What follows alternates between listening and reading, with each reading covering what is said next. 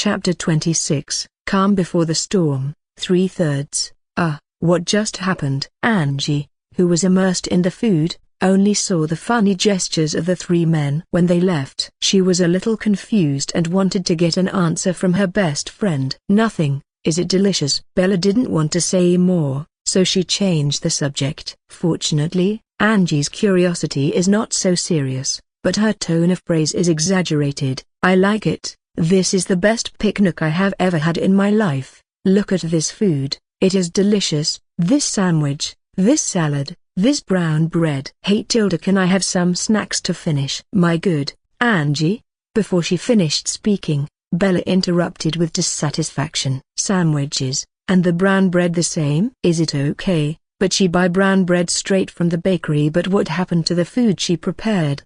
How can it be the same? Hey, that's all I'm going to say. Seeing that her beautiful chef was unhappy, Angie smiled, with an expression that she was mistaken. Is true, Nina? Maybe she felt she was not sincere enough, so she picked up the cat lying on the side for a nap. One meow. The little chubby cat whose rest it disturbed was happy all over her face. Bella also smiled helplessly. She has to say that Angie is a happy girl. She always maintains an optimistic attitude. When she just traveled through the confusion, it was Angie who accompanied her most of the time. Coupled with the memory of her predecessor, Angie has a superior status in her heart. She is her genuine friend and trusts her very much. This does not include college roommates. While eating food, enjoy the beauty of autumn in the park. Although the name is called Greenland, it has turned into a piece of gold. The yellow petals and red maple leaves will make the ground look like an ocean, and you will feel refreshed when you are under it. Sometimes a breeze blows through. The girls' hair was lifted to complement each other. Currently, there were already a lot of people in the park, and naturally, there were people who came to have a picnic with the same idea as them. Aha, Bella, do you know a spider appeared in New York? A man, or a Spider-Man? Anyway, it's a spider or something. It seems very popular. After eating and drinking, the two girls sat on the tablecloth and watched the sky, enjoying the beautiful day it was. Angie seemed to remember something discussed by his classmates at school, and said that she wanted to share it with her best friend. It's Spider-Man, a superhero. He saved numerous people. Bella stared at the sky, with the fat cat resting on her stomach, and answered without looking back. Do you think he is a superpower? Why is he called a spider? Could it be that he had become from a spider? This is too scary. I hate spiders. I guess maybe he was bitten by a spider? Huh? Are you crazy, Bella? If being bitten by a spider can become a superhero, then how turn those who have been bitten by bugs or cats and dogs all year round haven't turned into some kind of bugman or catman or dogman? How do I know that? So it must not be bitten. I think it should be a spider. Maybe it's because of some military experiment. Didn't someone say that the military created the monster on the Manhattan Bridge? As long as you are happy. I just want to be happy. It's too perfunctory, Tilda, Angie muttered, and then sighed. I'm still comfortable now, and I have to go to school in 2 years. Woo, Miss Bella, I'm so miserable. It's still you good. Such hard work will definitely pay off, and Angie will finally be able to get a doctor's degree. That's definitely Tilda. Angie was full of confidence for her wonderful sister's encouragement, and then she seemed to think of something, turned her head and looked at her good sister's perfect profile, and said, by the way, you are half resting anyway, or go to my school in a few days. Well, my school has a sports meeting. Have you signed up? Well, I signed up for a 1,000-meter long-distance race, and there is still a 100-meter hurdle. Okay, then I will take Nina to cheer you on. By the way, do you allow pets in your school? It should be okay. Time flies. Angie is studying at Yeshiva University in New York, which is one of the oldest comprehensive universities in the city, and it is also sponsored by Jewish believers, so it is also called Jewish University. It ranks 47th in the comprehensive undergraduate ranking in the country. A pretty good university. Angie is studying biomedical engineering, biochemistry, and bioinformatics. Angie's test is MD. Certainly, That's all for later. The sports meeting will start at 9 o'clock in the morning and will last until 4 o'clock in the afternoon. Excluding the 2-hour meal break at noon, the total is 5 hours. Angie goes back to school early to warm up or something, and Bella just rushes over. At 8 o'clock, this morning, Bella had already had breakfast, hummed a song, put on casual clothes and a peaked cap, and put the little cat in the pet bag. Just as she was about to go out to Yeshiva University, there was a sudden noise from downstairs. There were bursts of sirens. There was a case early in the morning. With a slight movement in her ears, she heard robbers robbing a bank several streets away, which made Bella complain a little. As for being a superhero, she doesn't have the time to take care of it. She's not another superhero. Everything is becoming stronger with a purpose. She hides her identity by the way, so she won't act during the day, and she won't take care of those ordinary criminals. Indeed, if you work hard, you won't become stronger. If you think about Spider-Man, you can't even take care of your family when you fight criminals. Why are Mary Jane and Gwen tired of having such a boyfriend? What about robbing a bank? If a group of superpowers robs a bank, she can consider it. Shaking her head and not thinking about it, the phone rang when everything was ready to go out, and after answering it was Angie's panicked voice. "Bella, don't come to school, here Tilda." Before the voice finished, the phone hung up. Angie's expression changed. There were gunshots, screams, cries, and a violent roar. Chapter 27. Chaos. Damn Angie. Looking at the phone that was hung up in her hand, Bella's was worried and angry. The pressure generated when she was angry at such a high-level life was no longer something ordinary people could bear. Nina in the pet bag curled up in fear. Animal instinct told Nina that she must not provoke her master. Standing in the hall, a golden streak flashed across Bella's eyes, and her powerful senses were instantly activated. After filtering out useless information, voices came from her ears. Help, monster. Run, Eiley, run. Is that the army? What kind of monster is that? Why is it so similar to the monster on the Manhattan Bridge? Another monster created by the military? Go, go, go, get out of here now, get out of here now. John, advance in 3 echelons. The main purpose is to drive away, and there are others behind. Tilda. The last roar full of anger brought Bella back to her senses instantly, and she stopped talking nonsense and put down the pet bag. Fortunately, the pet bag was not closed, and the little chubby cat would come out by itself, and her figure had disappeared at home. When she reappeared, the figure had already reached the top of the building. Boom! Following a violent impact, she was seen rushing up into the sky, heading towards Yeshiva University. Yeshiva University, where Angie studied, is located in Manhattan and is an undergraduate school for women. As Angie said, they are all in Manhattan, so the distance is not too far. With Bella's current strength, she can use her magic power to release a short flight. It's a flight, it's better to slide. First choose the powerful bounce, and then release the magic power to simulate the impact of the ejector. She can fly for a short time. Amazing speed. But the consumption of mana is serious. But Bella couldn't care less at the moment. Bang! Instantly, a dull detonation sound was heard in the sky above New York City, and a figure tore through the air and disappeared into the sky with the blast. At the same time, Yeshiva University has fallen into chaos. A group of soldiers in full armor rushed in, chasing down a monster. The monster was so powerful that it was on a rampage, and nothing could stand in its way. Everything in its path was smashed to pieces. Chaos, screams, roars, gunshots, and explosions resounded throughout the school. The students and their parents all fled with horror on their faces, but they were still injured.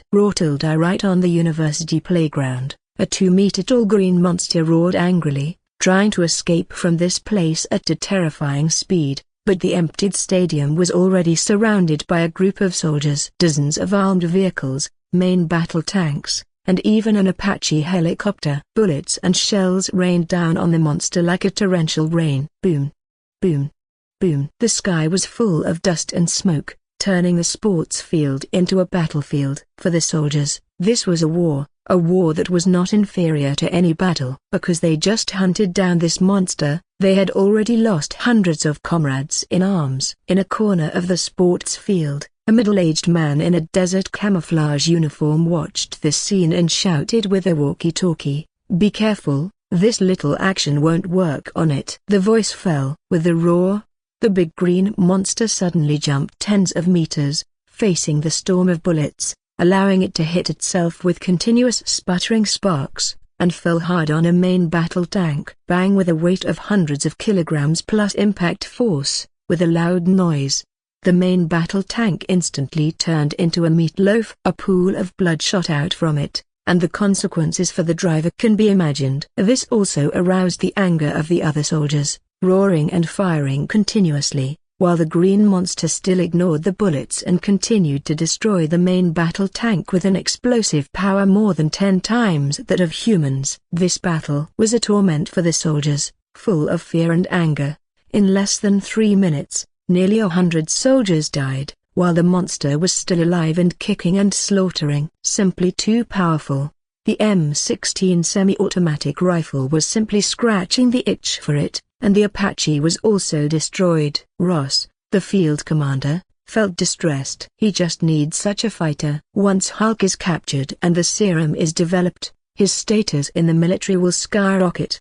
1. For the catch of Hulk, he almost personally took command during this period, losing tens of millions of gold and hundreds of elite soldiers. 2. Finally, got the Hulk stuck here. This time he must catch Hulk, no matter how much he loses. Just when he was about to use his whole card, Hulk at the moment found a chance to break out of the encirclement. Boom. Boom.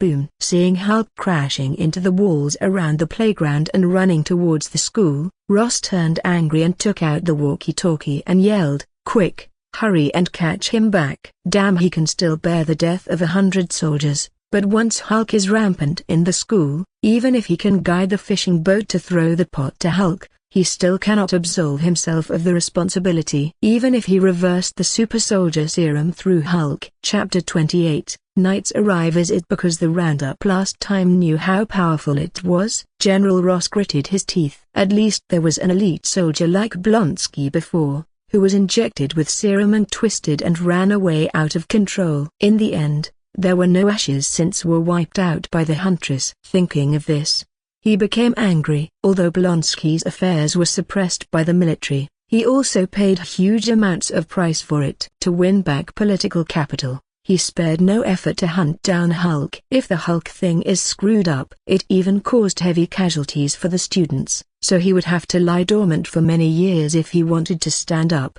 and he might have to go to a military court. He couldn't help being rushing. At that moment, the hunk who was being chased and blocked didn't pay attention to anything, and rushed outside the school. Fortunately, some students and their parents had been evacuated in a few minutes, but there were still some students who were too late. The school gate is so big, and there are many people coming from the sports meeting today. It will take at least 10 minutes to evacuate all of them. The crowd rushed towards the outside of the school gate, and the people behind could only be anxious, but had no choice. The helicopter pilot in the sky looked down and reported the situation. "Sir, Hulk's route is heading towards the west gate, and there are many students at the west gate." Ross's face turned pale for a moment, and he picked up the walkie-talkie and yelled, "Call the reinforcements, and stop Hulk immediately. All teams are dispatched." Now Ross is going all out. As long as he can catch Hulk, he will admit that even if he ruins a university, as long as the reverse engineering of it completes the Hulk super soldier serum, someone will help the pressure and losses, but the premise is that there are not too many students killed or injured. Boom. Boom. Boom. More violent and rapid bullets, shells bombarded Hulk continuously, but this not only did not stop Hulk, but continued to speed up. The original anger should burn his sanity. But there was another consciousness in his mind that kept trying to snatch the initiative of his body. Hulk only felt that his head was about to burst. Now Hulk doesn't want to mess with those little bugs anymore. He wants to get out of here. He had to deal with this guy who was making his head hurt first. With a splitting headache, Hulk saw a group of bugs in front of him, and he didn't care about it. and rushed over. And anyone who dared to stop him would fly away. No. The students and parents watched the huge green monster rushing towards it with a berserk aura and screamed with fear and despair. A girl in the crowd closed her eyes. Goodbye, Bella. Boom. The Hulk got closer, and when it was less than 20 meters away, just when everyone thought they were going to die, a huge sonic boom sounded in the sky. They saw a figure falling like a meteorite. Huge amounts of power smashed down, smashing a hole in the university terrazzo floor, and after standing up, drew a perfect arc with a high whip leg, and blasted out with power. Hulk couldn't react at all, and was hit in the chest by the leg of this terrible force. Boom. With a dull sound, they saw the huge green monster Hulk flying backwards like a cannonball, and the trees, and chasing armed vehicles along the way, were all smashed by the impact. Finally, he hit the ground hard, and the ditch that slid tens of meters stopped. Wow. Surviving a desperate situation, everyone was in an uproar, and the people who were in panic were weeping with joy. They almost disappeared. The crowd was crowded together, and they were close to being hit by the monster at high speed. Looking at the posture of the monster's impact, they didn't think it would be smaller than the impact of a big truck. And many people looked forward to saving themselves. When they saw the figure, everyone's eyes lit up. Wearing a hard silver white and azure armor with gauntlets, greaves, a breastplate, and long tassets shaped like a skirt that act as impregnable defenses. 2. The golden hair is decorated with a blue ribbon, and she should have looked like a noble girl in a medieval European court, but she is like a knight in armor. Although they didn't see the front face, just a back view was enough to make people overwhelmed.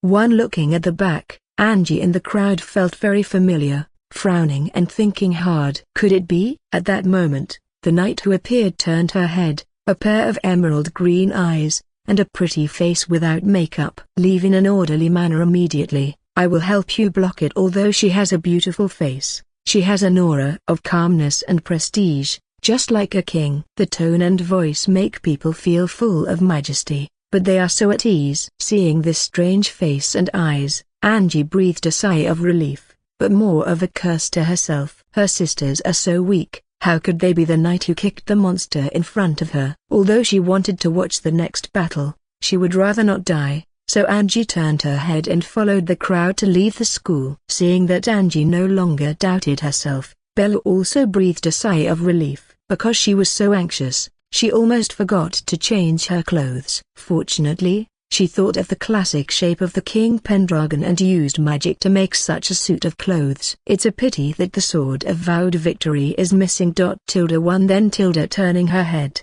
Bella looked at Hulk, who was slowly getting up hundreds of meters away, and General Ross, who was sitting in the armed vehicle. Her eyes became dangerous. Creators thoughts A_Poke1 Ninja A_Poke1 Ninja. Thanks for your power stone. I unexpected 200 power stones. LOL. Today I will be update 2 chap more. 1 left. Chapter 29, New Identity. Who is she? The new superhero? The armed vehicle did not dare to get too close, but fortunately, the school area is large enough. General Ross, who got off the vehicle, glanced at Hulk, who shook his head in a daze, and looked at the blonde girl dressed in medieval knight armor. It can stop Hulk's impact head-on, and kick Hulk hundreds of meters away. It reminded him of the huntress who defeated the abomination. This girl can't be the huntress, can she? Ross was a little suspicious, but looking at those cold eyes, he felt a little uneasy. But now is not the time to think about these things. At this moment,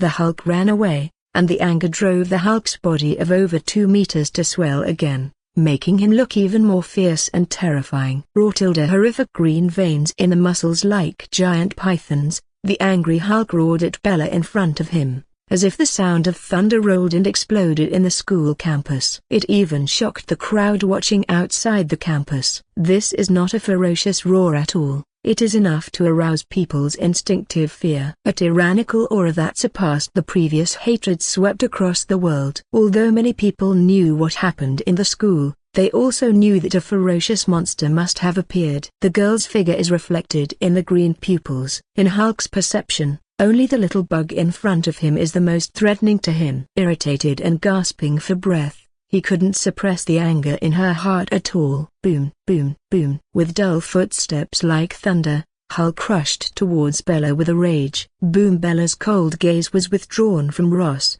just when the huge amounts of fists were about to hit her head. Bella stooped to dodge. The fist slid across the top of her head, her left foot stepped forward, her metal boots slashed across the ground and made a fine mark, her slender right hand straightened, punching at Hulk's with precision. Just this time, Hulk rolled his eyes and passed out. As Hulk fainted, the huge and burly body was shrinking to the naked eye, and turned into a thin man with a shirtless waist. Hulk, who has been hunted down by the military but has no choice but to be beaten back to his original form by this night girl. Ross and the group of soldiers were stunned. This was much more shocking than the Battle of Manhattan. Although the visual effect was far inferior to it, for practical people like them, the mysterious girl in front of them was terrifying. Suppressing the emotions in his heart, Ross waved his hands and got in the car, and came to Bella after a while. After getting out of the car, Ross looked at the night girl in front of him. He couldn't believe that she looked like an ancient noble princess in the Middle Ages who had the power to defeat Hulk. He said in an official tone, "Thank you very much. You created a monster without the ability to control it,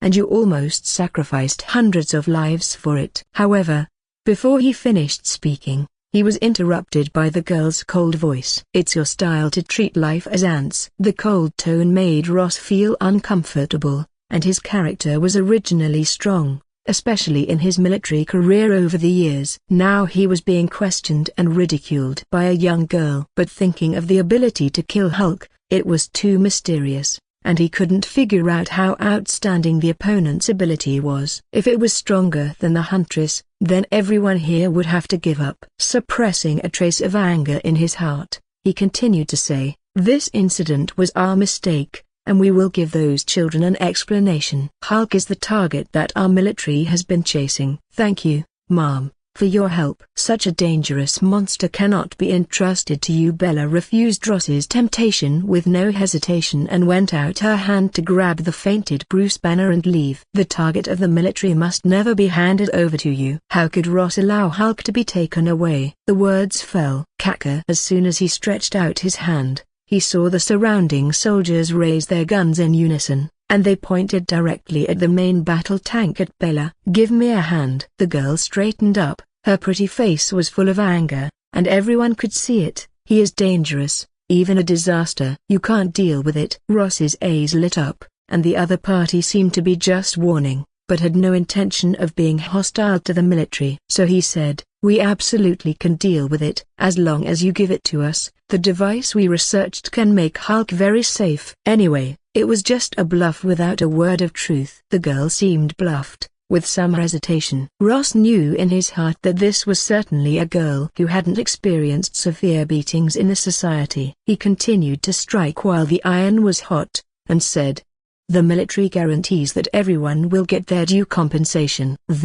Okay, but if this happens next time, you will be punished." The girl agreed. Ross's mouth drew an invisible arc. But Ross didn't know that the seemingly innocent girl in front of him was also sneering. She was going to kill Ross directly, but when she saw Hulk, she had a better idea. It would be troublesome to kill a general. Sometimes she still needs official help. After all, there are many dark creatures or super ability criminals in the world, but it would take a lot of unnecessary time for her to find them one by one. The power of the official is more important, so her new identity was created to contact the official. As for Ross, Bella only sealed Hulk with magic power, and the magic power will not last long. When Ross transports him back to the military base and the magic power dissipates, Hulk should escape again. Chapter 30. Can she fly? Ross got the Hulk, and his heart was naturally full of joy. But thinking that the girl in front of him could subdue Hulk in an instant, he felt a little scared in his heart,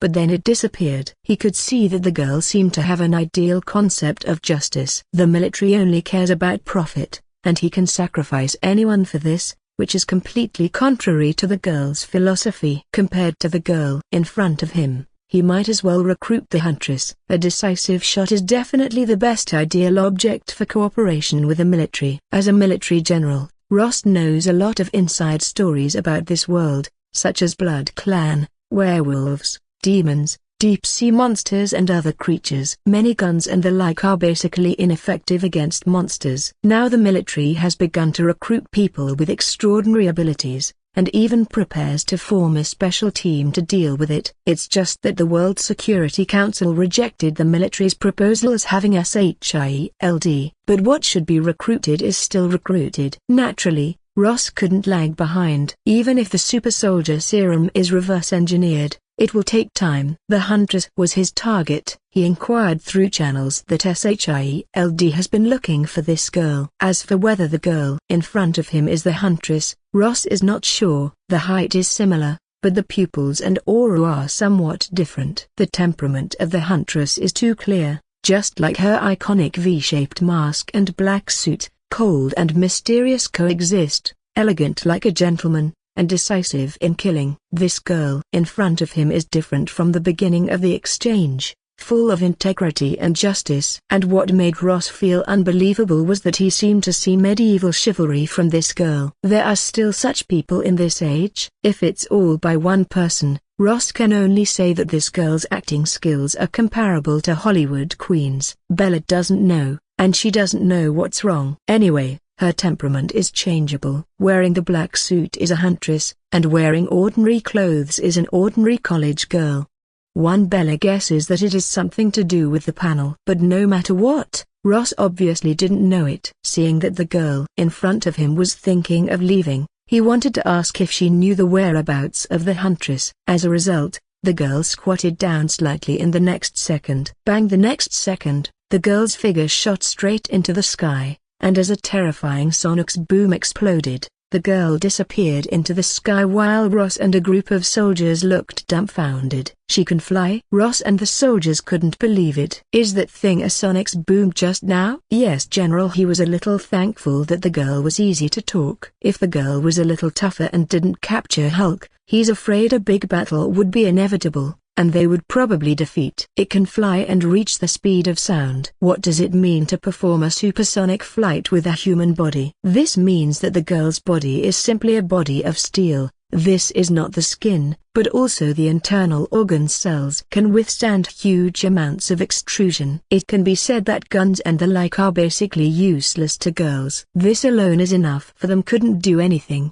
not to mention that speed and strength have not been displayed. Fuck. Demons, Blood Clan, werewolves, and now there is a Huntress, and a knight. Don't let Angel, Superman, etc. appear tomorrow. Ross cursed secretly. The plan to create a super soldier is becoming more and more urgent. Go, take Bruce Banner back immediately. Yes, General. On the road opposite the school, in front of the floor-to-ceiling windows of the building, there were dense crowds of people watching the constant explosion of fire and bullets in the university. Shooting, discussing. Angie was in the crowd on the opposite side of the road. She was wearing sportswear and a red jacket. Her hair was tied up in a mess, and she lost her phone in a hurry. Luckily she was able to tell Bella not to come to this dangerous place. But Bella should be very worried. Angie was thinking, but at the moment a familiar voice passed in her ear. Angie, Angie, are you okay? Turning around in a daze,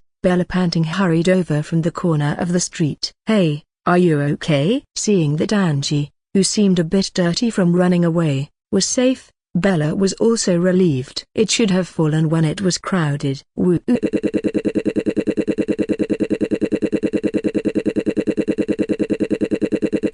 Bella almost died just now. Seeing Bella, Angie's grievance burst out immediately, and she hugged her best friend and cried loudly. Who can maintain a normal state of mind after almost dying, let alone an ordinary girl? It's okay, Angie, it's okay. Bella patted the girl's back to comfort her. Anyway, Hulk will avenge you when the time comes. If Ross doesn't die by then only she will do it herself. Bella thought silently. Cried for about 2 minutes. After venting, Angie's mood stabilized a lot, let go of Bella, sniffed, and said in a nasal voice with a little grievance, let's go back. She doesn't want to stay here now, and the sports meeting might not be held anyway, so why not go back? Okay, let us go.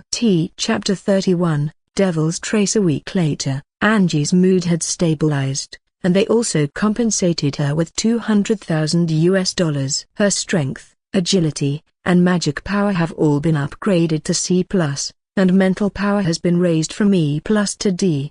She doesn't understand why the mental power attribute is the slowest, but the gains are big enough. The Yeshiva University incident did not spread. First, no one took pictures of what happened, and they all ran for their lives when they appeared. The military also did a good job of evacuating the crowd as soon as possible. The subsequent handling was even more decisive, with huge sums of money being spent in compensation, coupled with the official end. It can be said that they killed this matter with no ferment at all. It does not surprise Bella that the military has such energy. After all, people are forgetful. Millions of people in Manhattan watched the live broadcast. After the official end, it was not the same as before, and the popularity disappeared after a few months. However, Ross is in a bad situation now, and they transported Hulk back to the Florida military base a week ago. Before putting Bruce Banner in the special prison, Bruce Banner woke up.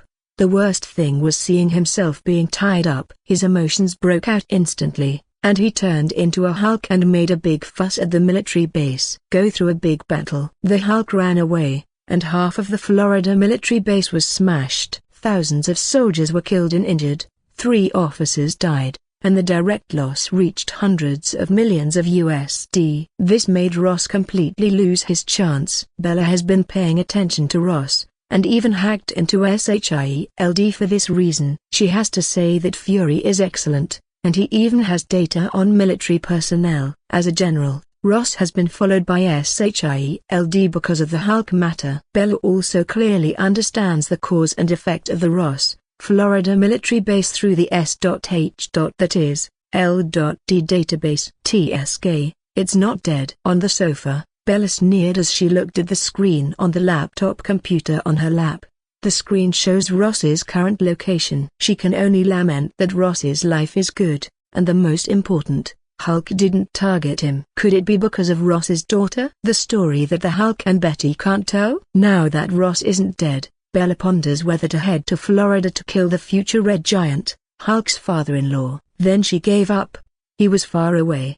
In addition, Angie received compensation, and there was no psychological shadow, and the use of Hulk to blackmail the other party made Bella breathe a sigh of relief. This time, the opponent is let go, but Ross is already a backup option on Bella's must-kill list. If Ross dared to provoke her next time, she would not let it go. At the moment, Bella's 2-year dormant study period has been completed, and the next step is to find weapons. She is clear that her present strength is indeed strong, even stronger than the present Thor, but not yet established in this world. Now the Earth seems to be calm, but the undercurrent is surging. As time goes by, superheroes continue to emerge, which will soon kick off the prelude to the Earth rampage. Various crises will follow one after another. Bella's current strength is not enough to deal with the crisis. She is no match for Thanos, who just likes to kill. The normal situation of Thanos belongs to the level sub-godfather, and the original strength is strong enough. There is also a huge army under his command, and when he continues to collect infinite stones, she will not be spared. Fortunately, she still has time, but if there is a weapon that can carry her magic power, she can display her full strength. She planned the general train of thought and waited. She doesn't know if it's because the reputation of the vest of her trial huntress is too powerful, which has caused the crime rate in New York to plummet, and there are no super ability criminals at all. It made it easy for Bella for a while, but it was also boring. In addition, Angie has gone through a week of recuperation, and she has to go to school. Ross chasing Hulk at school seems to be a big scene, but in fact, there are few normal damages. Only the playground is destroyed. The ground inside the school was damaged because of armed vehicles and main battle tanks, and it was more than enough to lay the ground materials for a week. As for the playgrounds, there are 4 playgrounds in this school. So it's time to go to school after that, and most sports will be postponed. Bella is bored staying at home alone, and plans to find some interesting prey to play with. And the role of at the moment SHIELD database is reflected. On the mysterious side, some information about the dark world has been recorded, and Bella is looking for her prey. Well, there is research on the old gods, which needs to be sacrificed. TSK, yo, Natasha Romanoff is in charge. It's interesting. The location is Pikerton, Ohio, in the southern rural area. It's deadly. London has Blood Clan and werewolves but seems far away, and there seem to be quite a few Blood Clan and werewolves on Beacon Hills. A lot of demons in Texas. Interesting.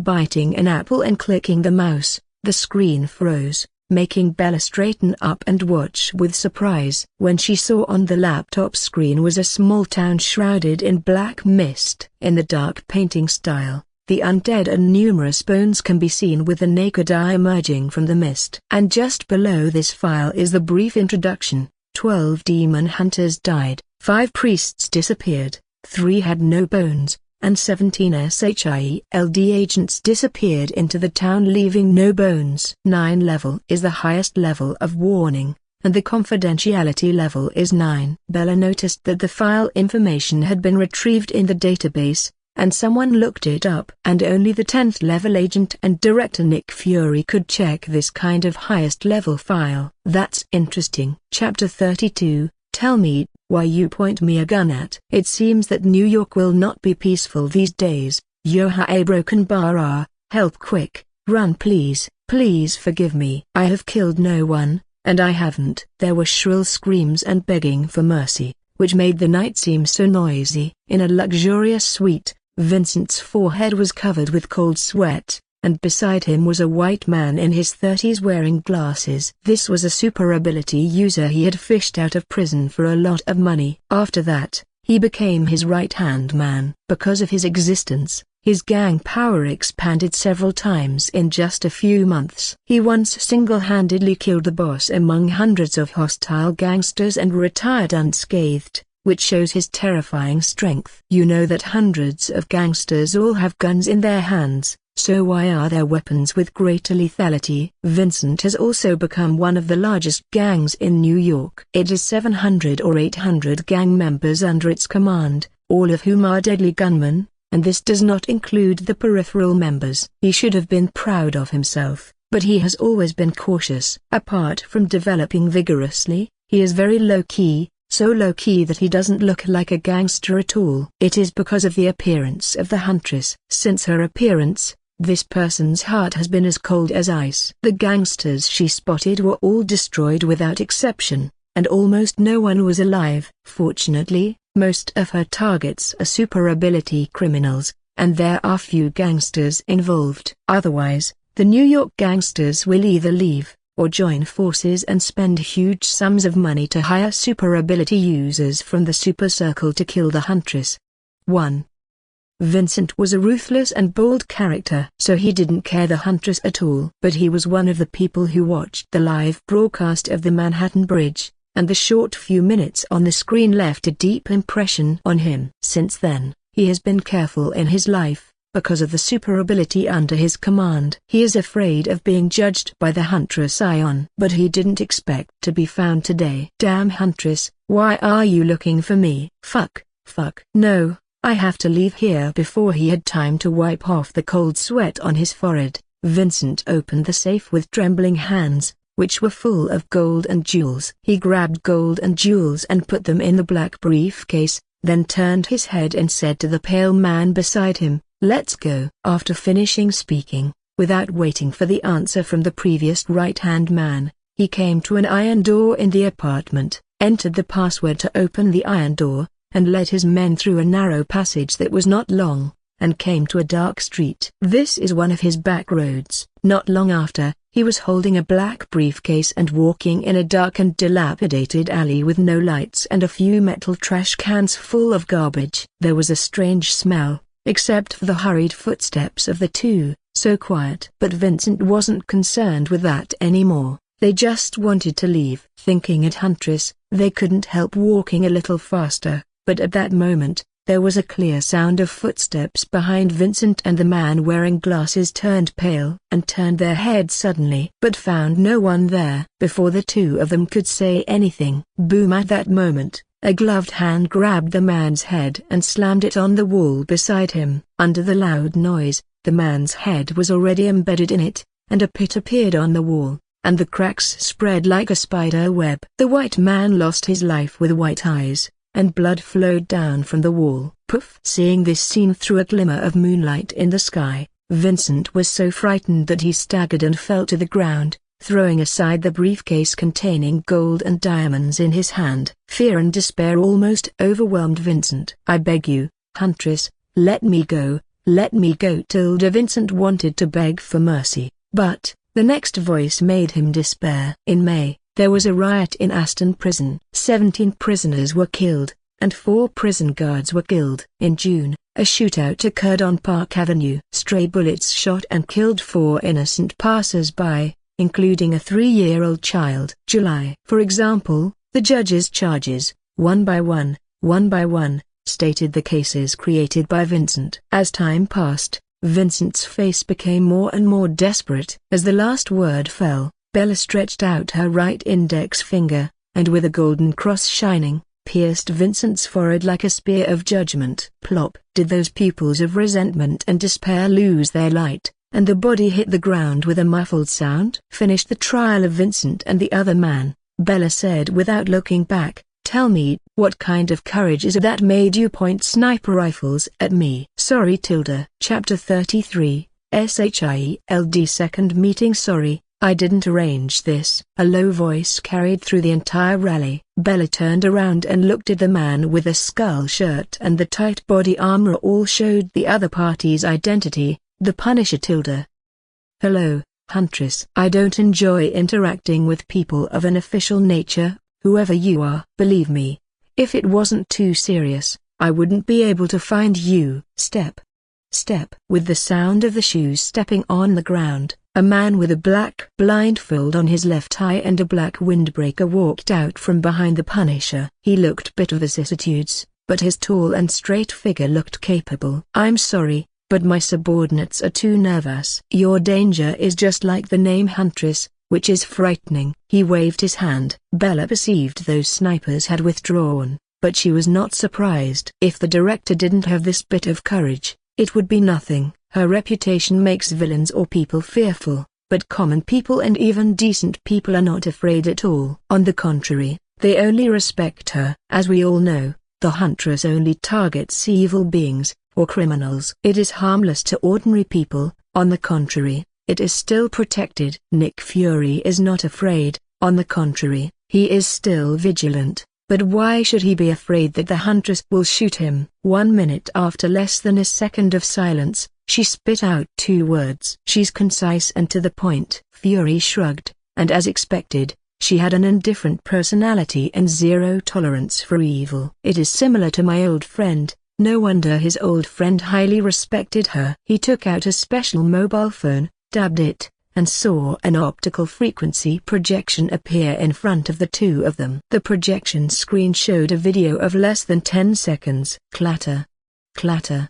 Despair. "What is this? Damn it, flies, go, these damned monsters. Go to hell." The video is a first-person perspective, with an abandoned farm in the background. The panorama is dark, and it seems under attack. The gunfire keeps flickering. Amidst the horrified shouts and abuse, the dark fog engulfs the picture. In the end, the picture freezes on the edge of the dark hole and the pale face full of evil. Drop. Afterward, pictures appeared one after another, which seemed to be aerial views of military satellites. It shrouded the town in black mist. The lake is full of corpses, and the faces visible to the naked eye are reflected in the water. A month ago, the town of Basel, Texas was covered in an inexplicable black mist. According to the description of the people in the nearby town, they could hear the screams every night, as well as the murmurs of the undead from hell, making people unable to sleep. SHIELD noticed this incident and sent 17 agents to investigate, but lost contact and did not come out. It was determined that the death toll has reached 40. Including demon hunters and priests. After listening to Fury's serious and complete narration, Bella frowned. The latter is the same as the information found in the SHIELD database, but the previous video is not there. It seems to be recorded elsewhere. Devilolo groaned. It did not surprise Fury that the Huntress recognized the instigator, but nodded. That's right, demons were first discovered in World War II. After a pause, he continued, but for many years, there has never been an event at this level. In this month, the area of the fog is expanding, and the speed is getting faster and faster. All the small towns surrounded by fog have disappeared. If SHIELD hadn't evacuated the nearby residents in advance, the consequences would have been more serious. According to the analysis of the speed at which the fog spreads, the entire of Texas will be covered in less than 20 days. Seeing that Bella was silent and did not speak, Fury didn't know what the other party was thinking, but continued, there are fogs all over the world. Few, but similar to the one in Texas. Huntress, this is enough to endanger the world. The purpose of SHIELD is the last line of defense on the Earth. All agents have been dispatched to deal with these fogs. But it's not enough, so I hope you can make a move.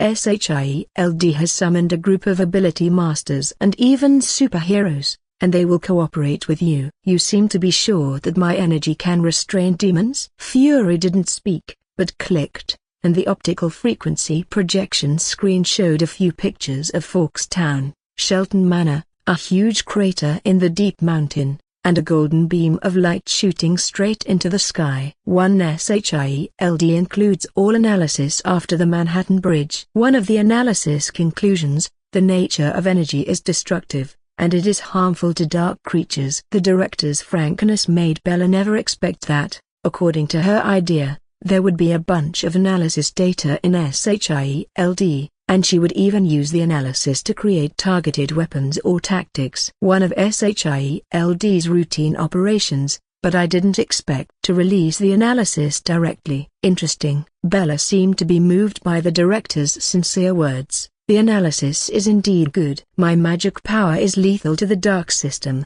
but it won't last long. Once the magic power is exhausted.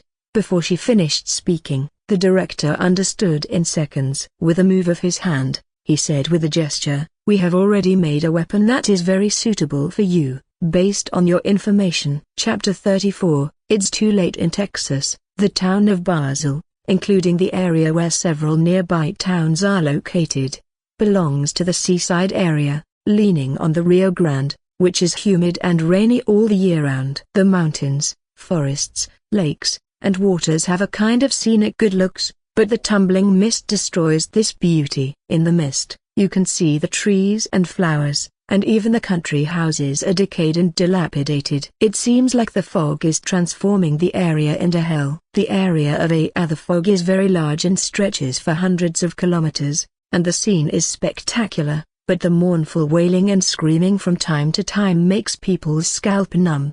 1. The provisional SHIELD base was built 150 kilometers away. This was a small town of about 10 square kilometers, but they have evacuated it. It is excellent as a momentary defensive front for SHIELD. Bella is in it. On the roof of a 3-story country house, Bella is still wearing the black suit and mask, with the afterglow of the sunset behind and the tumbling dark fog in front. The painting style has a touch of beauty. Bella frowned and looked at the rolling mist ahead. A ray of golden light flashed in her eyes. A lot of demons, who opened the gate of hell, right? What's going on here? Although she knew that there would be a lot of demons this time, she didn't expect it to be so exaggerated. The entire range of black mist is full of demons and undead, and the human beings in those small towns were not spared. Their bodies were eaten, and their souls were devoured, which was one reason why there were so many demons and undead. Some sympathy, but she is not the Holy Mother. Defeating or killing the enemy can be saved. This is what she thinks. Let her become the so-called savior. Sorry, she can't do it. At most, avenge these dead innocent people now, and strengthen their strength. By the way, just as Bella was paying attention to the fog ahead, a group of superheroes appeared at the base not far away. Tony Stark, who has just been announced as Iron Man, the Blade Warrior who always wears a black cloak and has sunglasses on his body, mixes with the Defenders Alliance, who have already formed a preliminary team with Hell's Kitchen. The Punisher, Ace Agent Hawkeye Barton. There was also a group of demon hunters and priests wearing priest robes. A group of people with distinct personalities were talking, while others stood. Tony Stark followed Rhodes, who was wearing a combat uniform, and walked out of the base. He had bloodshot eyes and followed the guy's line of sight to see Bella standing motionless on the roof. TSK, I want to see what she looks like under the mask. She must be much prettier than those cover girls. Rhodes squinted and said in a low voice, Tony, if you dare to say this to her face to face, I'll buy you a month's worth of hamburgers. That's what you like to eat. Tony wasn't fooled. It's fine to talk behind her back, but if he says this in person, it's called death. Although he is very confident in his MK armor, compared to Huntress with 300 to 500 tons of power, isn't that looking for death? For Rhodes smiled and did not speak, and looked up, with a hint of appreciation in his eyes. As a soldier, he admired this woman's style and temperament, which made him a little cautious, to be honest. But he still has self-knowledge. Tony saw what Rhodes was thinking, but he said nothing to ridicule him. If it weren't for Pepper telling him to be careful, he would have acted a long time ago. Shaking his head, he led Rhodes towards a group of people. Tony, the best team in the world is here. Tell me your surprise. The director came over, and the superheroes also looked over. The bad news is that the frequency waves scanned by the analysis are entirely different from what we have known. This is the frequency of a location. There is no specified frequency, and the magnetic field is so disordered that it cannot be calculated. There are a lot of positional elements in the fog, which are corrosive, confusing, and of some unknown inducement. Tony shook his head. The other superheroes said nothing, but the demon hunters and priests frowned. Tony spoke the conclusion scientifically, but they had known it for thousands of years. Looking at the ugly expressions of some of them, he continued, the holy light stone you took out has the effect of restraining the fog. Besides the two weapons in her hand, he has also created numerous weapons using its characteristics. Good news. You have no shortage of firepower. Really, you know that I just announced that I will no longer make arms in the past 2 months. If the damn media finds out about this, they will publicize it. Well, it looks like I have to buy a few media outlets. As soon as these words came out, everyone looked happy. The same is true for the director. The Holy Light Stone is a unique treasure of the Holy See. Weapons made from the Holy Light Stone can have powerful effects on demons and can even kill. But the Holy Light Stone is too rare, and it is difficult to replicate. Even if SHIELD spends a lot of money to get one, it will take a lot of time to replicate it within a certain period. And Tony's genius could shorten the time. Except for the 2 weapons and motorcycles she created, other Holy Light Stone weapons would take 2 hours, even if there are SHIELD in military manufacturing factories. Tony poured cold water on them. It's been night for 2 hours, and that's when the fog will be at its peak. How about tomorrow morning? Barton shrugged. This proposal made other superheroes agree. The demon hunters and a few priests didn't care. Just when Fury was about to agree, Bella's cold voice came. It's too late. Boom tilde creators thoughts A_Poke1 Ninja A_Poke1 Ninja. Sorry for delay. Sorry, I left work late yesterday so I didn't have time to upload anything. Chapter 35. Carrying the world on my back. Going forward. The grey mist rolled and spread forward at a speed beyond that before. And what discolored everyone the most was that the decayed, evil, and dark mist had infected the entire sky. Countless figures seemed to be ghosts. Everything near the mist seems to have been eroded by some terrible force. Trees, country houses, cars, etc. are decaying. How so? Damn! The demon hunters and priests let out a cry. Especially the latter.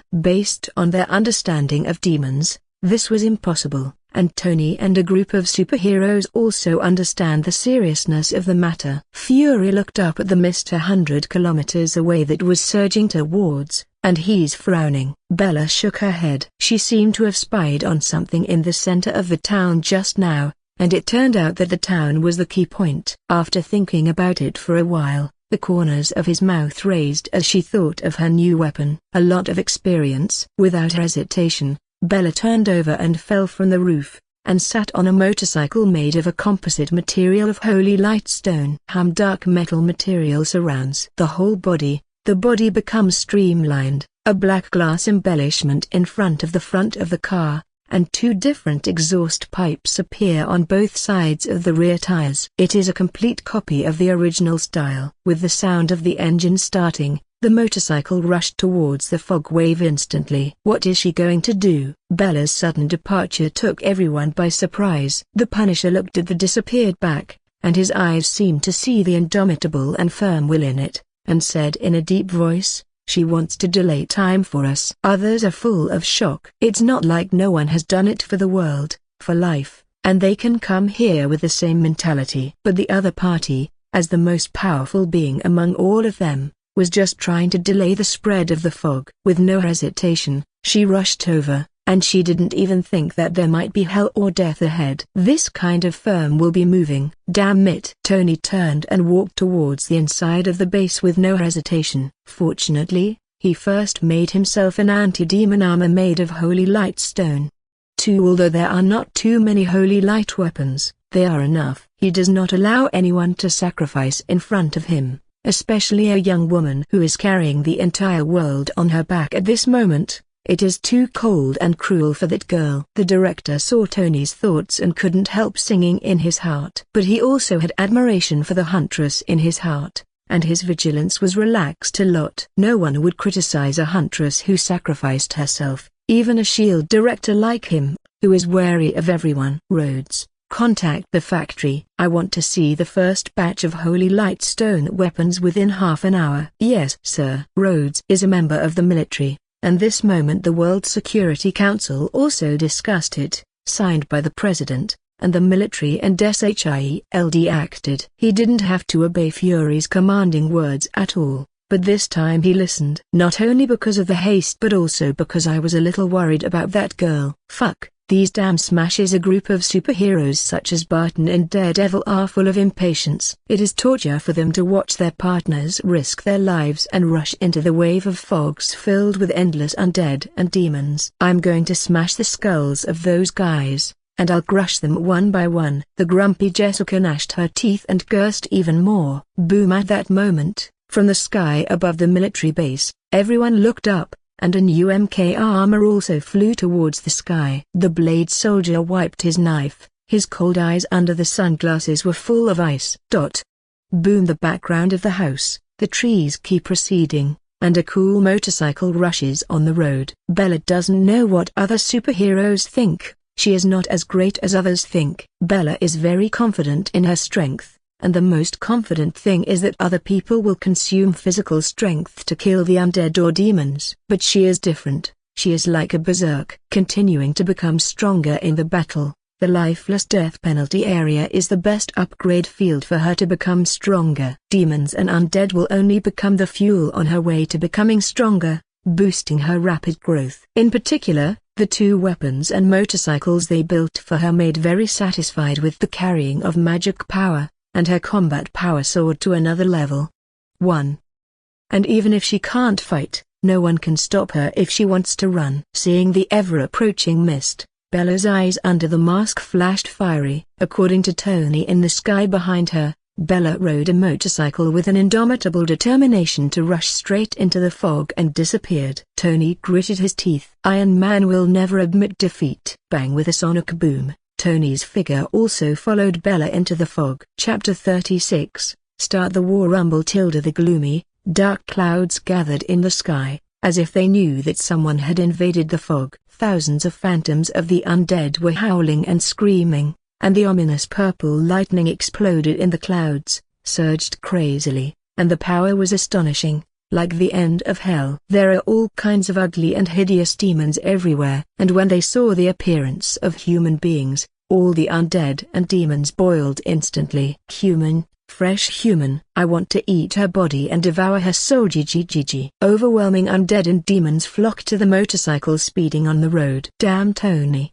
who was following Bella, saw this spectacular sight in the sky, and felt his scalp tingling. Countless undead are densely packed. Houses, trees, and rivers are full of demons. This is simply hell. He now regrets whether he was a little careless, but looking at the ray of light below that was still firmly rushing forward in the endless darkness, Tony's eyes became firm again. He is not alone, and even if he is alone, what if he steps into hell? When he said that sentence to the whole world, he had already realized. Boom! Dazzling golden brilliance wrapped the motorcycle, turning into sharp golden arrows, dotted with golden fluorescent light. Going forward bravely, all the demons and undead standing in front of her along the way were crushed. Amidst the shrill screams, the battle that only two people witnessed completely started. Boom!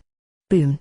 Boom! A burst of pulse energy was ejected from the air, and then the metal shell of the armor's shoulder armor shrank, and 20 miniature missiles made of holy light stone roared towards the wave of undead and demons. With huge amounts of roar and flames, a piece of rural houses in front of them that were already extremely corroded became ruins in this intensive bombardment. Hundreds of demons instantly vaporized. Bella pursed her thin lips when she heard the movement behind her. Currently, she was already surrounded by undead and demons. This is the intersection of a small town. Under the gloomy tone, the nearby houses are pitch black, with countless red dots looming in them. It was a bloodthirsty and scarlet gaze. If ordinary people do it again, they will definitely die of fright. There is evil and darkness in the surrounding 10 kilometers. Bella stopped on the parking, stepped over the body and walked down, scanning the streets, alleys, window sills, and the sky full of demonic undead on the roof, twisting her neck. In her eyes, this is no longer undead and demons, but experience. Drop. Not wanting to talk any more nonsense, she holds the handle with both hands and pulls it out, and you will see 2 extended hunting pistols.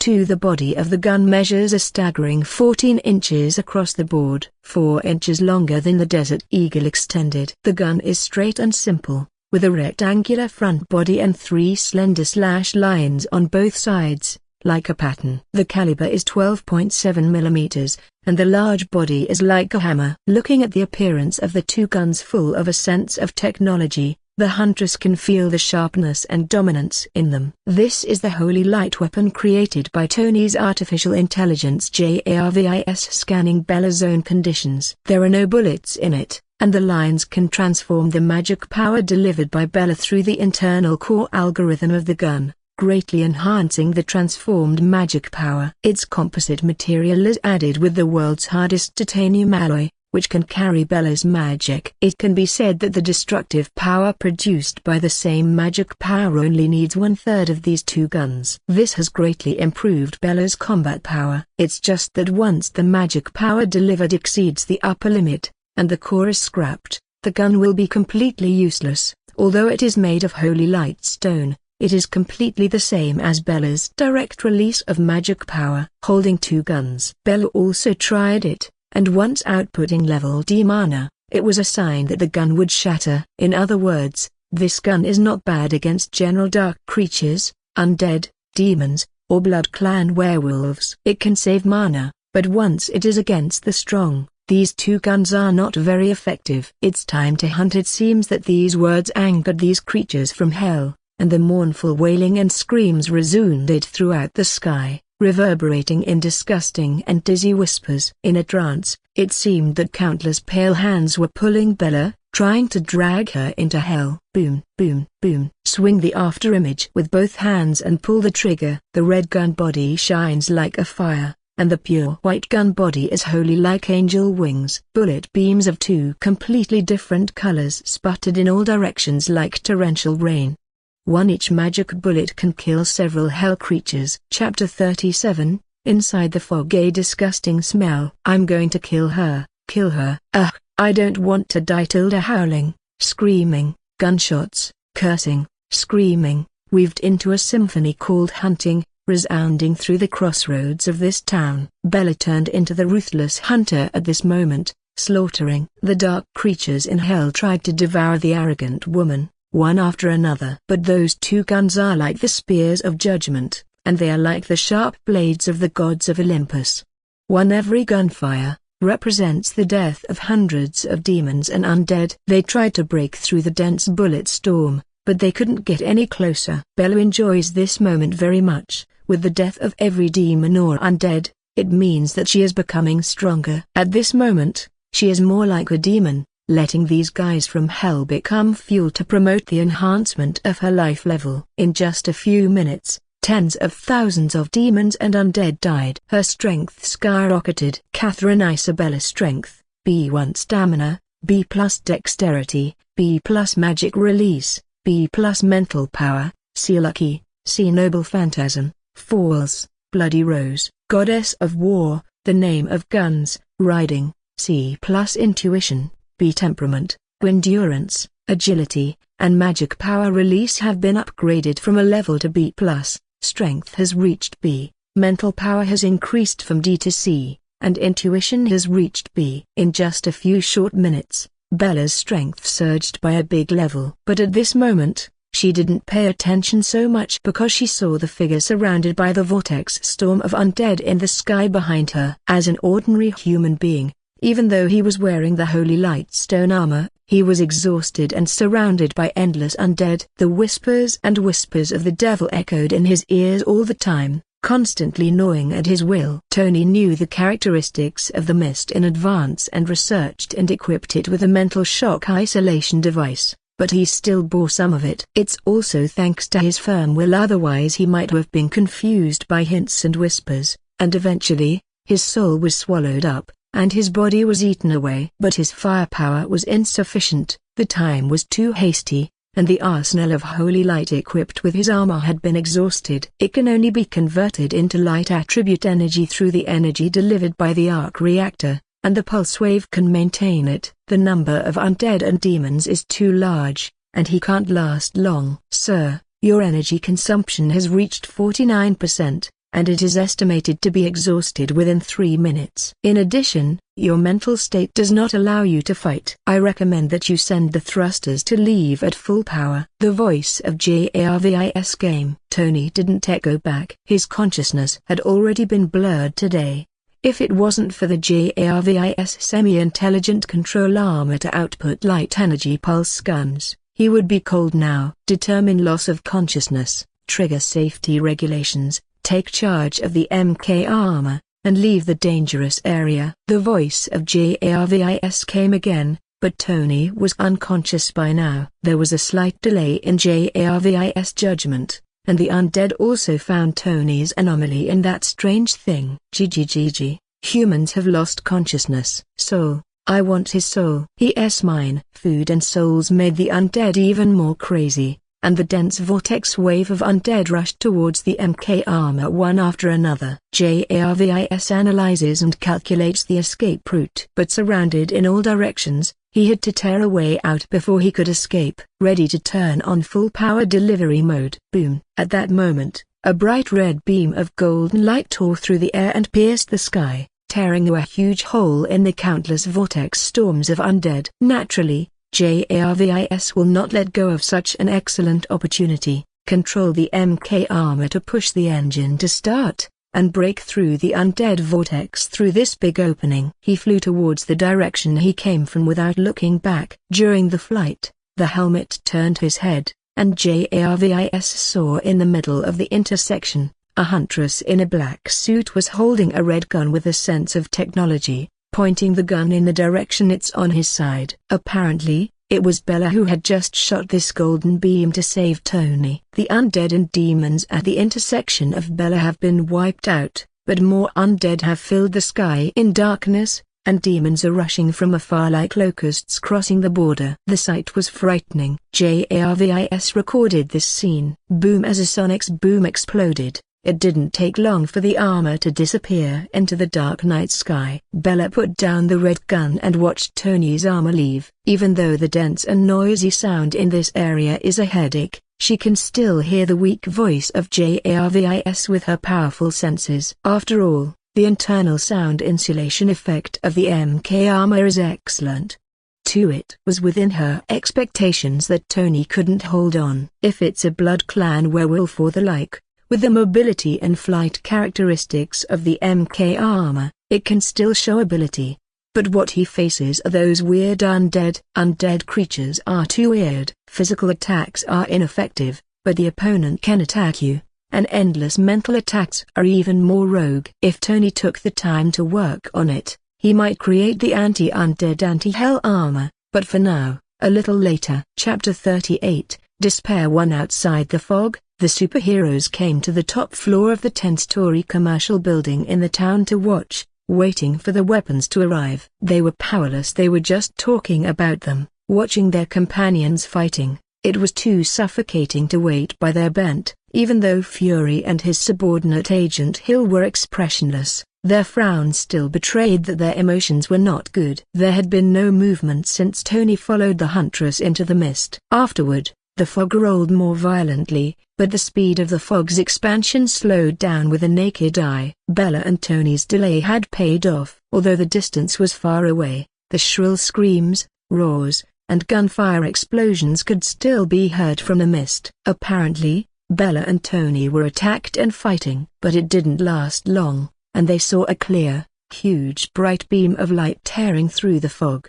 Hawkeye Barton had the best eyesight and saw the MK armor when the fog was torn apart. After telling the news, people became even more anxious. The huge amounts of golden beams of light were not done by Tony, but only by the Huntress. The reason for this can naturally be deduced with the wisdom of everyone. Everyone realizes the Huntress can still fight, but Tony's situation seems dangerous. There were Tony's pulse sensors in the MK armor and the base, which would disconnect when the armor entered the fog, and SHIELD could not monitor Tony's life. Boom. While waiting, when the golden beam of light disappeared, and the fog merged again, it didn't take long before they heard the iconic propeller sound. Everyone's eyes brightened. It's Tony, sure enough. The next second, the silver-red MK armor broke through the fog and flew towards the SHIELD base. Seeing this, Fury and Hill were relieved, especially Fury. He didn't want the most important member of his plan to be sacrificed here. However,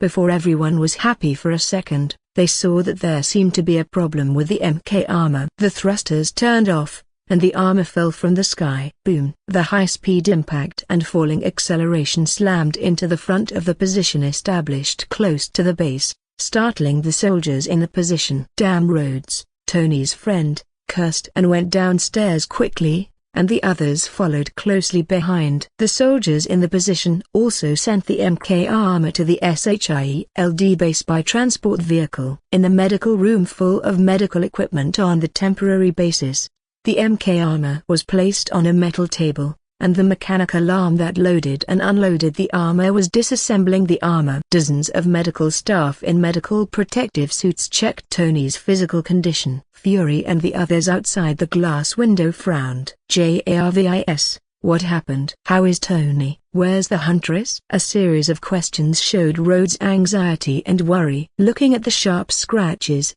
pits, and corrosion marks on the MK armor, it was enough to see how fierce the battle was in just a few minutes. Without signal blocking, Jarvis must be connected to the base network. At that moment, the voice of Jarvis came back from everyone's ears. Mr. followed the Huntress to advance 13.5 kilometers to the small town, and was attacked by an incalculable number of undead and demons in the town. There was a big battle, and Mr. was in the sky. He surrounded and eliminated the estimated number of 1,300 undead. The weapon was exhausted, Sir was stunned by the mental shock, and the safety regulations were triggered. I took over the MK armor and rushed out of the encirclement thanks to the Huntress. I'm sorry, but it's not clear what the condition of the Huntress is. The helmet records the image recorded on the MK armor. Currently, one of the medical staff in the medical room seemed to have received some instructions, and handed Fury a damaged armor helmet.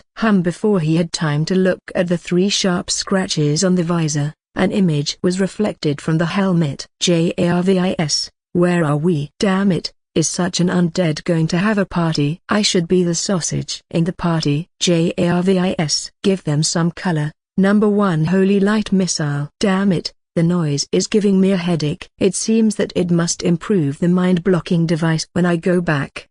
Jarvis, determine loss of consciousness, trigger safety regulations, take charge of the MK armor, and leave the dangerous area. Ready to turn on full power delivery mode. It was just a few minutes of video, but everyone who watched was silent, from Tony's relaxed and teasing tone at the beginning to the voice of Jarvis taking over at the end. The dense and continuous undead in the picture form a vortex storm. There are enemies in all directions. Just substituting in is enough to make everyone sweat on their foreheads. Just from the perspective of a bystander, there is such a feeling. So what kind of despair is the real Tony facing? Not only to resist the endless undead, but also to resist the whispers and whispers that erode the soul all the time with one's own will. What kind of will is this? What kind of courage is this? Tony was facing death head-on. Just looking at this, if Tony is not in the medical room, everyone will think that Tony is dead because, too desperate.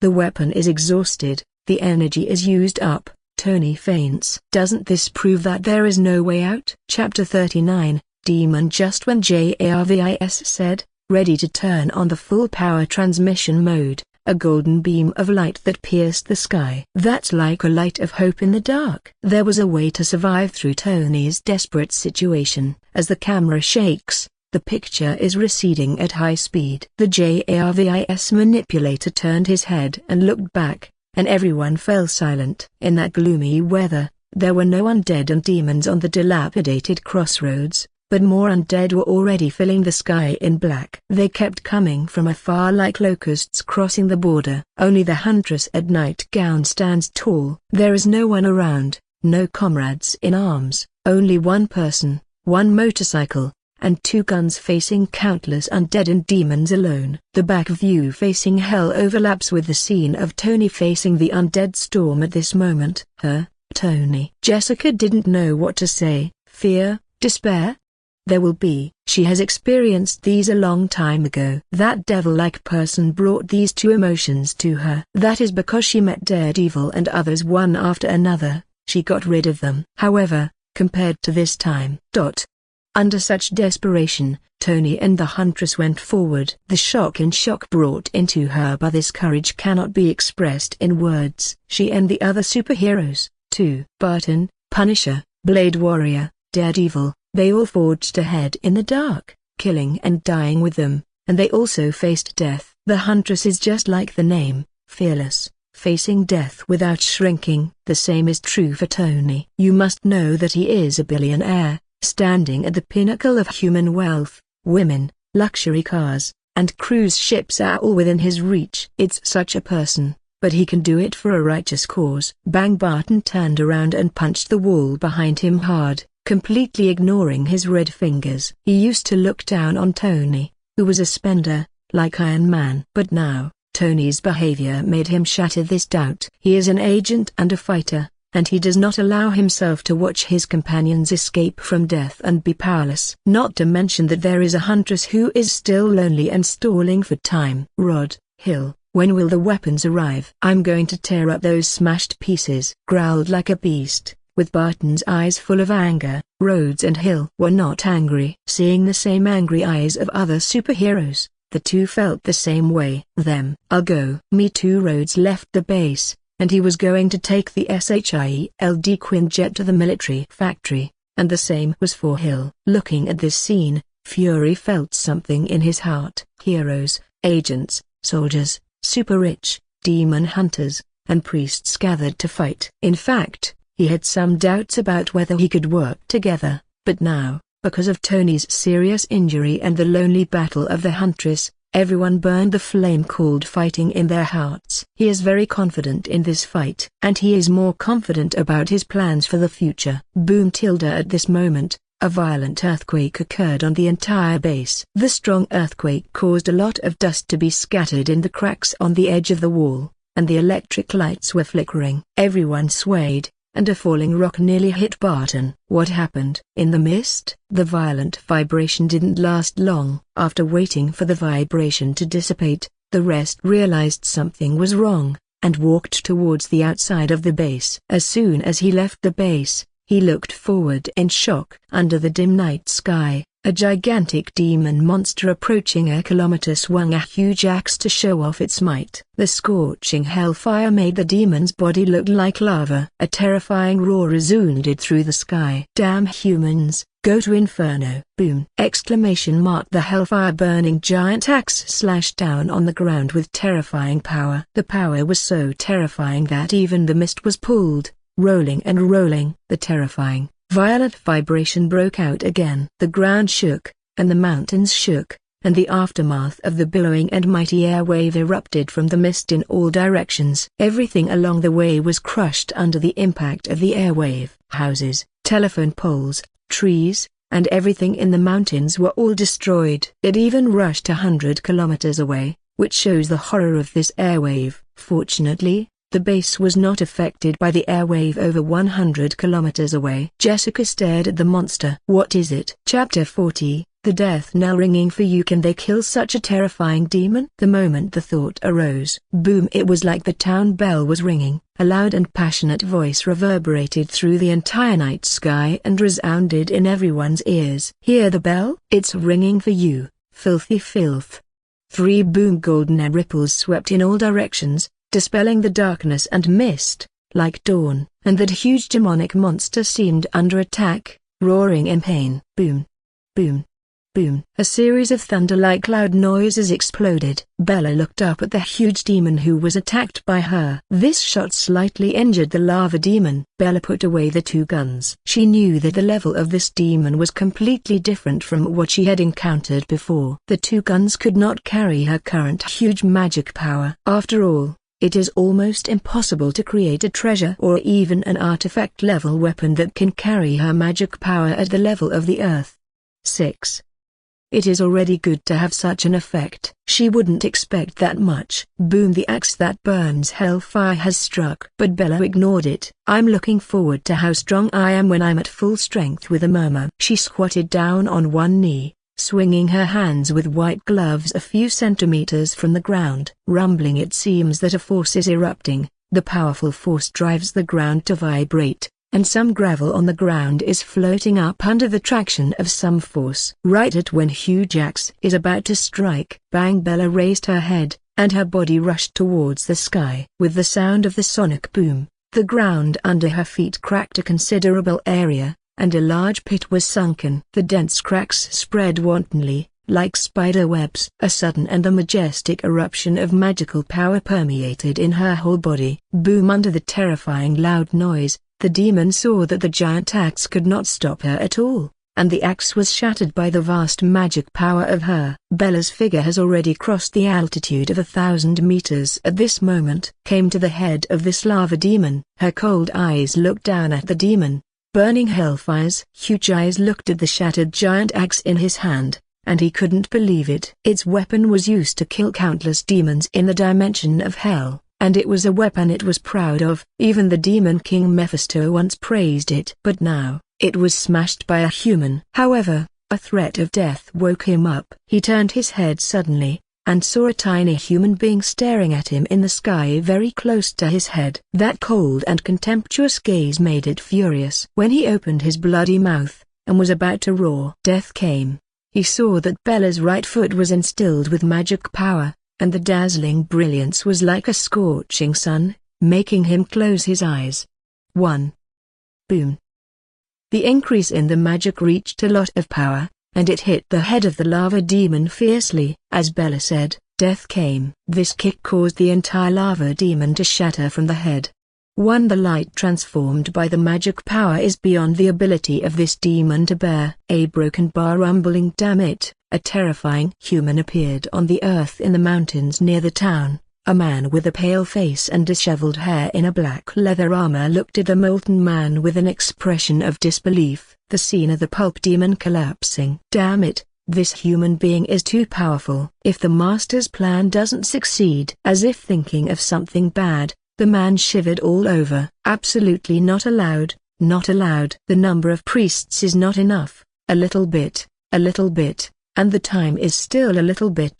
Talking to himself, the figure turned into a black smoke and disappeared. A broken bar, it fell from the sky to the ground, and the original town was turned into ruins. Not far away, There was only a motorcycle intact because of the infusion of Bella's magic power. The body crushed by the lava demon fell to the ground and smashed into a large and small deep pit, burning this ray of hellfire in the pit. Because of the death of the demon, hellfire went out. Bella's eyes stared at a deep mountain in the distance, and she could perceive strong malice, viciousness, resentment, and fear. Another demon? With a whisper, Bella's thoughts changed. She could feel the strength of this demon, but it disappeared without a trace after one glance, and she couldn't get a perception. On the town looking up at the undead gathering in the sky, because of killing the lava demon, they have instinctive fear and dare not approach. The same is true for those demons in the distance. Bella smiled, walked a few steps to the motorcycle and put the dual guns into the body,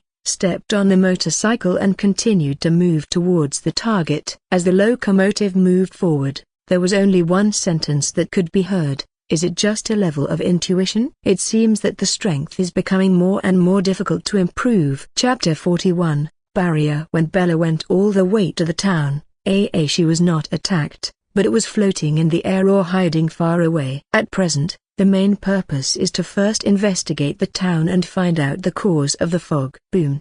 Boom. She stopped outside the town and her expression became a little dignified. Looking around, mountains on both sides surround the road, and at the front of the small town there is a barrier. There was only one way in and out, and what made her most cautious was that the entire island was surrounded by a blood-red barrier. The energy in it shocked her. Instinct told her she must not touch the barrier. Sure enough, this small town is the key. If the magic power is fully released, the barrier may be broken, but then the magic power is exhausted.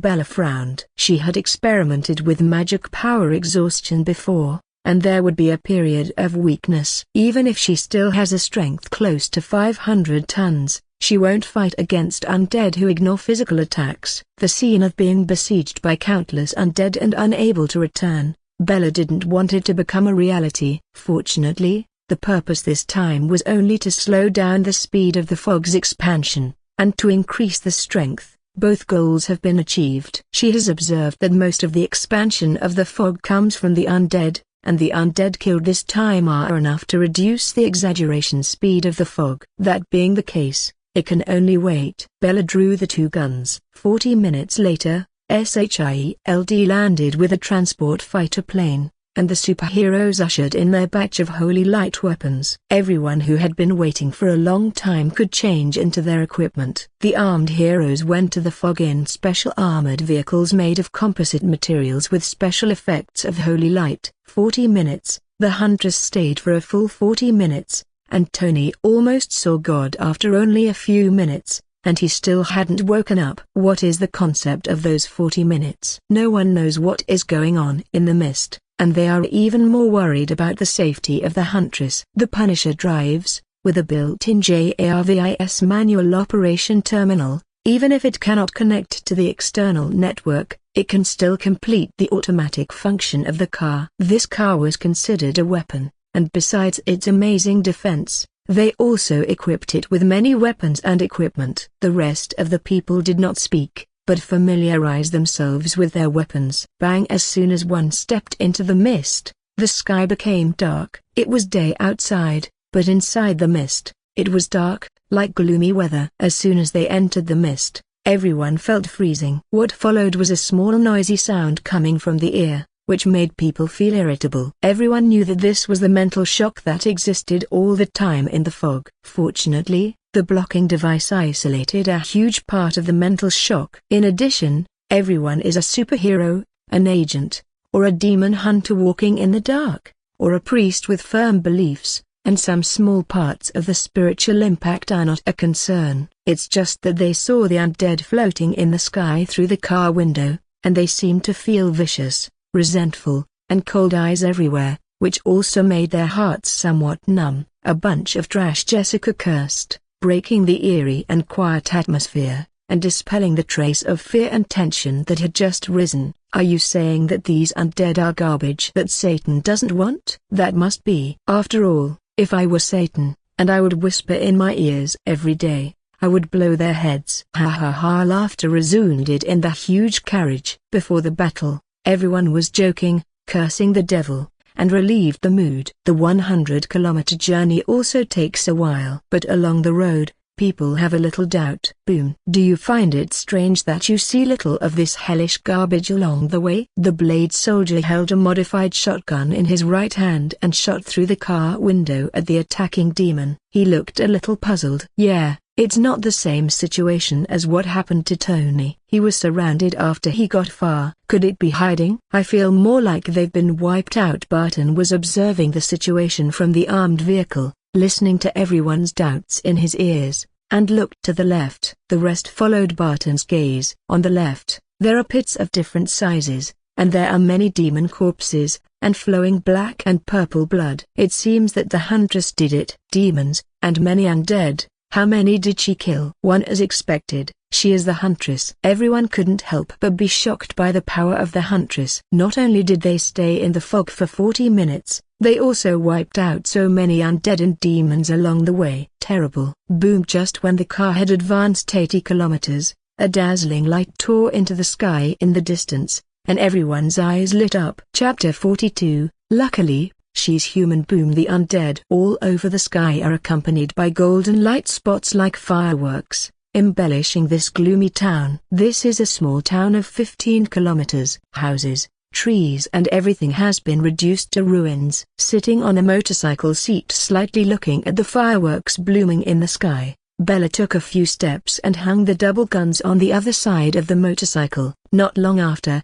the sound of the engine was heard. A huge amount of armed vehicles was parked not far from Bella. It was 8 meters long, 3 meters wide, and 3 meters high. Its shape was square and positive, just like a real main battle tank. Barton, with his upper body exposed on the roof of the car, saw Bella, with a sincere smile on his face. She saw the car windows open, and a group of superheroes in combat uniforms made of holy light stone sat in the car. Did you kill all those demons and undead? The Punisher didn't get out of the car. He knew that this was not the final battlefield. He leaned on the car window and looked up at the slowly falling stars. Bella nodded. The others didn't care about Bella's cold appearance. After all, everyone knew a little about Bella's personality. And there are many people with this personality here, such as Blade, such as the Punisher himself. How is it going? Not so good. Bella shook her head, stepped on the motorcycle and galloped directly towards the town. The Punisher stepped on the accelerator to keep up. It didn't take long to follow Bella to the only road outside the small town. Seeing the huge red barrier covering the entire place, everyone's heart sank. They all realized that things were tricky. If Iron Man is here, maybe he can see something. The Punisher shook his head as a group of people got out of the car with their equipment. It's funny how he used to be called Tony Playboy, but now he's called Iron Man. This detail caught Bella's attention, glanced at the other people who nodded in agreement, and nodded secretly. Tony obviously got the approval of other superheroes this time. This is not surprising to her. Tony may not have realized it himself, but he originally had it. This small town is the key point, and this barrier must be broken. No, there is a record in the Book of Demons that this barrier connects to hell. It is formed by building a huge amount of magic circle with hellfire. Once it touches this barrier, it will be directly infected by hellfire and even burn the soul. Otherwise forced destruction will be shared by this barrier. An old gray-haired witcher with 2 shotguns on his back shook his head. 2 is there no way at all? No, maybe the huntress can do it. The witcher looked at Bella. The rest of the people also looked at Bella. She nodded, and said concisely, I will explode with all my strength and maybe be able to smash it, but there will be a period of weakness. Now everyone understood instantly. In addition to delaying the spread of the fog, these 40 minutes were probably waiting for them. Let's start as soon as possible and solve this matter as soon as possible. Stay back a little bit. The rest got on the car, and Jessica got on the motorcycle with authorization and backed away. They retreated a full kilometer, holding their breath and looking at the next picture. They are also looking forward to how strong the huntress will be in full combat power. Bella closed her eyes and took a deep breath. Standing on the slightly dilapidated road, wisps of golden air currents swirl around her body. Boom. An overwhelming momentum suddenly rolled up from her in all directions, and the earth shook violently like an earthquake. Gravels, broken branches, etc. on the ground within a few hundred meters were slowly floating in midair, pulled by this force. The black mist was even forcefully repelled away. The raging gust of wind blew, and everyone 1,000 meters away was also affected by it. They put their arms in front of them one after another, regretting getting out of the car. Zitilda, the terrible gust of wind blew, and even a few slightly thin demon hunters were forced back alive, scratching nearly 2 meters. You can feel this oppression and death thousands of meters away. If you really face her, you probably don't even have the thought of fighting. Daredevil has the strongest senses among all superheroes. He can clearly feel the rising threat from 1,000 meters away. I knew that the Huntress was very strong, but actually experiencing it personally is another thing I dare to think about. It's a good thing she's human. Jessica curled her lips, but there was one more thing she didn't say, that is, if she really faced the Huntresses, she would definitely run away immediately, and such an invincible existence cannot be an opponent. Because to be the opponent of this kind of person, all you get is despair and death. Chapter 43. The big event is over the next second. Bella opened her eyes. Resounding, imbued with magical powers, Bella's outstretched hands looked like 2 suns. The energy leaked as electric light and exploded. The surrounding earth plates wobble. Bella pushed forward with both hands. Boom. Then they looked at a mass of terrifying energy blasting out, and even distorted the air along the way, showing its rage. In the end, there was a loud bang. Energy bombards the barrier. Instantly, a dazzling white light flashed, and the Punisher and the others widened their eyes when they saw the white light, realizing something. "Get down, Tilda!" the Punisher roared and fell to the ground. Others were summoned to the mist, so they were not weak, and they reacted quickly. Haven't seen a nuclear bomb go off in person, but haven't seen it on the internet. This shit is a sign of a big bang. Indeed, if they haven't seen it, they are more or less aware of the danger. Not to mention others, even Barton, who has executed various crises, also feels his scalp tingling. The big explosion that is 1,000 meters away is going to reach them. Boom! Before he could think about anything else, dazzling white light passed across all directions, and huge amounts of explosions resounded across the sky. Far beyond the previous violent eruption, the airwave swept in all directions, and everything around was destroyed under this airwave shockwave. Houses, trees, mountains, and everything was ruined. And the white brilliance illuminated some undead and demons peeping from far away, and screamed in despair. Everything was swallowed up and turned into dust. Rumbling, the soaring beam of light broke through the dark mist and shot straight into the sky. The whole scene is like the end of the world. A broken bar. The SHIELD base, 100 kilometers away, issued a red alert. All the agents and soldiers on the ground didn't know what was happening inside the fog. They saw that the fog was being dispelled continuously. Fury, who was still in the command room of the SHIELD base, couldn't control his figure at all because of the violent vibration, so he could only grab the fixed handle on the side and shout, "Sir, the energy is rising, reaching 3 million watts. Continue." Just as he was about to return to speaking, Fury saw a light from the ceiling falling down, cursed, and turned over to avoid it. He bumped into the railing beside him and couldn't help but close his eyes. Rumble! A broken bar. They don't know how long the explosion lasted. The Punisher and others prostrated themselves on the ground, wanting to stuff their heads into the ground. They capsized like a flatboat in the tide. To the house, wreckage and rubble mixed with the violent wind and airwaves flew overhead. There were a few more who almost missed them, and Barton and the pastor and others were so scared that they prayed in their hearts, "Even if you die, you have to die in battle. At least it is an honor, but to die here is too unfair." The locomotive had long been thrown into the air, and the same was true for the armed vehicle. After the explosion lasted for a few minutes, the terrifying impact and airwaves calmed down. Barton and the others raised their heads, and found that the explosion seemed to have stopped. They got up and patted the dust on their combat uniforms and hair. At this moment, everyone looked in a state of disarray, and their disheveled faces did not have the demeanor of a superhero or an ace agent. But people aren't concerned about these at all. Jessica felt as if sand had gotten into her mouth, so she took a few mouthfuls. After all, mist, who knows if there is any problem with the sand? Has infested it. Look, the fog seems to have disappeared. Barton's voice was heard. Everyone looked up and found that the sky at this moment had become dark. They must know that although the weather was cloudy in the black mist, you could still see it. And now, tread, tread, tread. At that moment, the sound of footsteps came from the ear, which roused everyone's vigilance, and the dim night sky made it impossible to see clearly, even for Barton. Just when everyone was about to turn on the night vision function of the combat uniform, the voice of Daredevil came from my ear. It's the Huntress. A ray of light dispelled the darkness, and it was Barton who had turned on the lighting stick. The iconic V-shaped mask of the familiar figure caught everyone's eyes. Different from their disheveled looks, Bella's suit was dust-free. A corner of the white V-shaped mask was damaged, and she looked a little tired, which indicated that she had difficulty blocking the terrorist explosion just now. 1.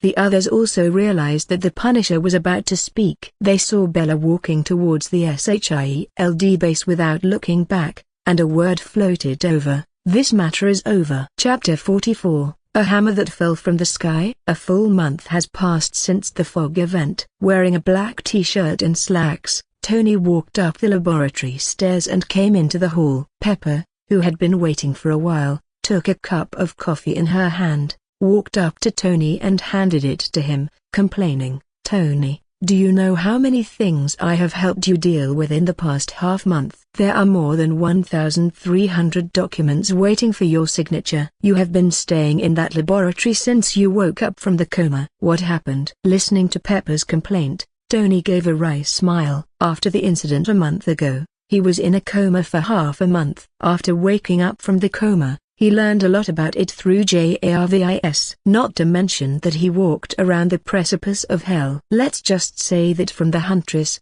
SHIELD's after-the-fact investigation combined with demon hunters and priests, it was concluded that 80,000 people died in that big incident, and the reason for so many deaths was to summon a certain person from hell. A demon. Using so many lives to tear open a rift between the two worlds also led to why so many undead and demons appeared. If it wasn't for the Huntress's last eruption of all her magic power to collide with the barrier and cause a big explosion, destroying the altar of the entire town, the consequences might have been even more serious. For this reason, the Huntress ran out of magic power and did not show up for an entire month. The crime rate in New York has again risen considerably. After all, there is no Huntress, and other heroes. The criminals are not particularly afraid. The other superheroes still suffered from mental pollution in the mist to some extent and are still in the process of healing. However, paying such a high price turned out to only close a rift between two world dimensions. This time the Huntress is also present, so what if she is not present next time? If a crisis is far more terrifying than this time comes, who can stop it? Tony was anxious about it, tense even. He just worried about this matter, but later on, it was the palladium element that made him more anxious. Looking at the puzzled Pepper, Tony didn't want to worry her, so he didn't say these things. "Tony, the company has a lot of disgruntled shareholders. I think you have to go to the company today." Instead, he cheered himself up and sat on the sofa with coffee, looked at Pepper's face, and took a sip. "Pepper, I guess you are more suitable to be the executive chairman of Stark Group." You, Pepper, who wanted to persuade, was stunned. Texas SHIELD distribution base. 50 meters underground was hollowed out, and there were many stone slabs with mysterious patterns on the ground, as well as the corpses of many demons. Dozens of people were wearing protective clothing, scanning and studying with machines. And in the distance of 20 meters above the passageway, Fury looked down with his hands behind his back, with a deep look in one eye. He didn't know what he was thinking. "Sir, you should know that she warned us once." Next to him came Barton's voice. Fury turned his head and saw Barton wearing a black combat uniform made of SHIELD Kevlar material, the corners of his mouth raised. "It seems that your situation is good. Let go of a month's leave, and all the bones in my body are loose." Shrugging his shoulders, he walked to Fury's side, looked at the huge amounts of stone slabs and demon corpses below, and shook his head. This thing is too weird. Yeah, it's a legendary creature. If it wasn't for copying the material of the Holy Light Stone, I might just throw a missile and blow it up. I think exploding them is the best ending. Fury shook his head. This matter has alarmed the World Security Council and the President, and he can't hide it. For those people, aren't demons and mysterious stone tablets the best research objects? They don't care how much sacrifice there is, how much harm it will cause, they just want the answer they want to hear. Barton didn't understand this, but seeing Fury's expression, he knew he was talking for nothing, so he changed the subject and talked about another matter. Have you found her yet? To be honest, I still would like to be friends with her. Fury's face remained unchanged. That's true. After all, she is too mysterious. Barton was not surprised, on the contrary, he looked as if it should be. Fury, a broken bar. What should he say? It appears that this time the Huntress not only conquered the superheroes, his old friends, but also his subordinates. Fury had a new understanding of the charm of the Huntress. Barton, a hammer fell from the sky in Mexico. Phil Coulson has taken someone there. You help him. A hammer that fell from the sky? Barton raised his brows, then nodded. Understood, I'll go right away. After speaking, he turned and left. Fury rested his hands on the railing and watched the busy scene below, thinking about the warning words in his mind. Don't try to pry into areas that you can't pry into. If you overestimate your capabilities, you will only invite disaster and death. I won't wipe the ass of those superior people. Creators thoughts A_Poke1 Ninja A_Poke1 Ninja. Thanks for your power stones. Chapter 45. One day of not being free and feeling uncomfortable. I know how to make him stop and stare as I zone out. The club can't even handle me right now. Watching me, I go all out. The club can't even handle me right now. The club can't even handle me right now. Hey, I own the night and I don't need no help. Got to be the feeling that Scarface player stunt in Go Wild can't handle this plan. Life of the club arrogant like. Yeah, top like money. All the girls just melt. Want so many. All know me like 12 look like cash and they all just stare. Bottles, models, standing on chairs fall out cause that's the booziness. A broken bar. Headphones play music. Jingle with the hanging wind chimes. The gate is opened. A girl walked in and opened the door. Wearing a black sweater with a black shirt on the upper body, with booted cropped jeans and high boots. It attracts everyone's attention, including other people who are shopping in the store. Wow, Bella, you look so beautiful today. I'm so envious of you. A perfect figure is a clothes hanger. Sophia, who was busy with her affairs at the cash register, lit up and praised. Bella smiled. That's so exaggerated. Seeing a middle-aged woman in white overalls coming out of the baking room with a metal plate, she also said hello. Hey, Talina. Hey honey. You look beautiful today. Thank you. Still the same thing? Yes, thanks. This store is her favorite cake shop. The cheesecake is served on the bottom of the butter biscuit with cream, cheese and condiments, and there are various flavors such as fruit, whipped cream, nuts, and even chocolate syrup. Let everyone who doesn't like cakes like her fall in love with it. She drives from downtown Manhattan to Queens every 3 or 4 days to buy. It is worth mentioning that she found this store when she was renting a house in Queens. She is a regular customer, so everyone in the store knows her. Sophia and her mother opened this store. This store has a history of over 10 years. They are a very gentle and enthusiastic couple. Sophia will come to help when the school is free. Sophia, a lively girl, Bella also likes her very much. The only thing that makes Bella helpless is that this girl always sells her brother to herself, and she heard he is still a player in the NBA basketball league. She has also seen the photo. He is a guy with a sunny smile. It's a pity that Bella has no feelings for this at all. She has a girl's body, but her heart is not. At most, she can accept wearing shorts and denim, with her legs exposed in summer. It is impossible for her to accept a man. She has to do a quiet little publicity. Ignoring the hot eyes of the guy who came to the store to buy the same thing, she thought that there were many police cars whizzing by on the road when she came here, so she asked, Sophia, has something happened here recently? I know little about this. I also came here on a break today. After Sophia served the customer, she shrugged her shoulders with a look of complete ignorance. I know that in the past month, I don't know why some gangs have become more active, and some gangs have even exchanged fire, resulting in many deaths. A customer at the side interrupted with a full face of joy. Bella looked at him and nodded her thanks, after she opened the door and left after checking out, and said goodbye to Sophia, under the disappointed gaze of the guy. Seeing Bella's beautiful figure disappear, the guy is full of regrets, and looks at the girl he likes, but he is introverted and dare not be brave, and he doesn't ask for her contact information. Look out, Griffin. Mrs. Talina smiled and comforted the boy, looking at the disappointed look. She understands Bella's personality to some extent. Although she seems to be gentle, she is a very proud girl, with perfect conditions. There are few great guys who are worthy of her. Well, maybe my son can try it. Griffin was a little depressed. Bella opened the door and came to the car, which was a Chevrolet Camaro that cost her $31,000. Don't ask, just like Bumblebee. This car was the one she wanted to buy the most in her previous life, but after she drove it, the appearance is stylish and dynamic, the configuration is relatively rich, the power performance is relatively outstanding, and the handling is good, but the interior space is very narrow, and the trunk is even smaller. But as a sports car, the requirements will not be so high. She was quite excited in the few days when she got started, and she was already thinking about buying an SUV after she got a house. At that moment, several more police cars roared by. Bella could see the nervous emotions of those police officers through the car window. For the people of these lighthouses, it is very sad not to be free for a day. Bella happily ignored the heard gunshots and explosions. Today is the superhero's day off. She opens the door,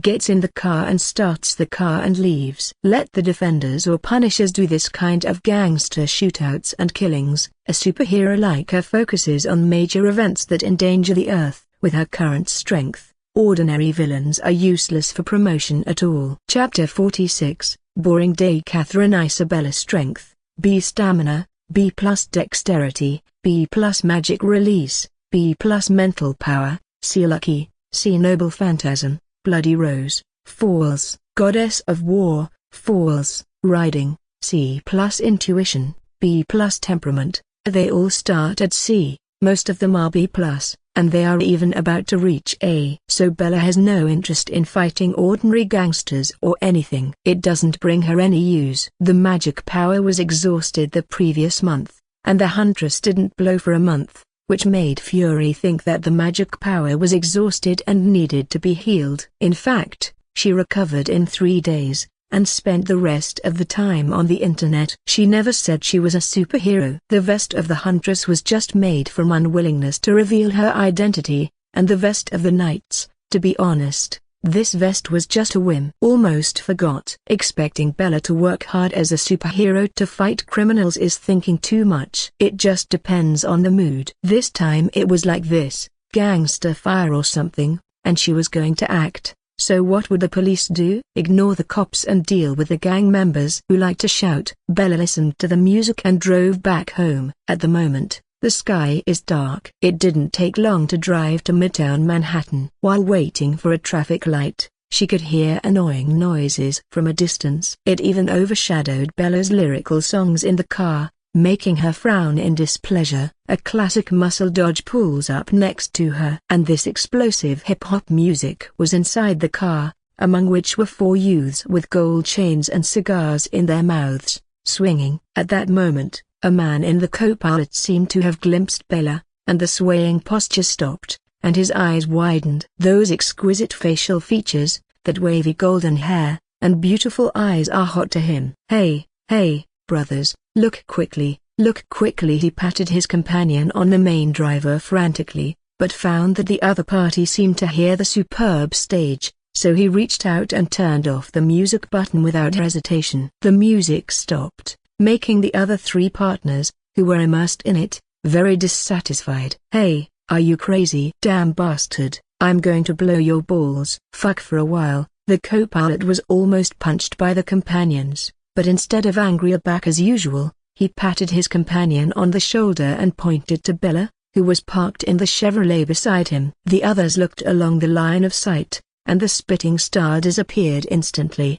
and they all stared at Bella in a daze. She is so beautiful, even though she is frowning and looking a little unhappy. The three partners rolled down the car window. "Hey baby, your car is very nice." "Beautiful girl. Do you want us to hang out or run racing? I know there's a nice bar where we can have a good time." "There's something good. I'm sure you'll like it." Bella was irritable when she was so chattering that she almost got out of the car. Frowning, she turned her head suddenly. Boom! A sharp look flashed across those beautiful eyes, and a killing intent surged away. How many people did Bella kill? How many undead and demons are missing? Even the most murderous Punisher hasn't been killed more than Bella. The killing intent is not something these guys with a little money can bear. Just at this glance, the guys felt as if they had come to an icy winter. The icy wind roared like a knife, cutting their bodies. There was even a man who peed his pants in fright. Bella turned her head when the light turned green. Boom! With the sound of the engine,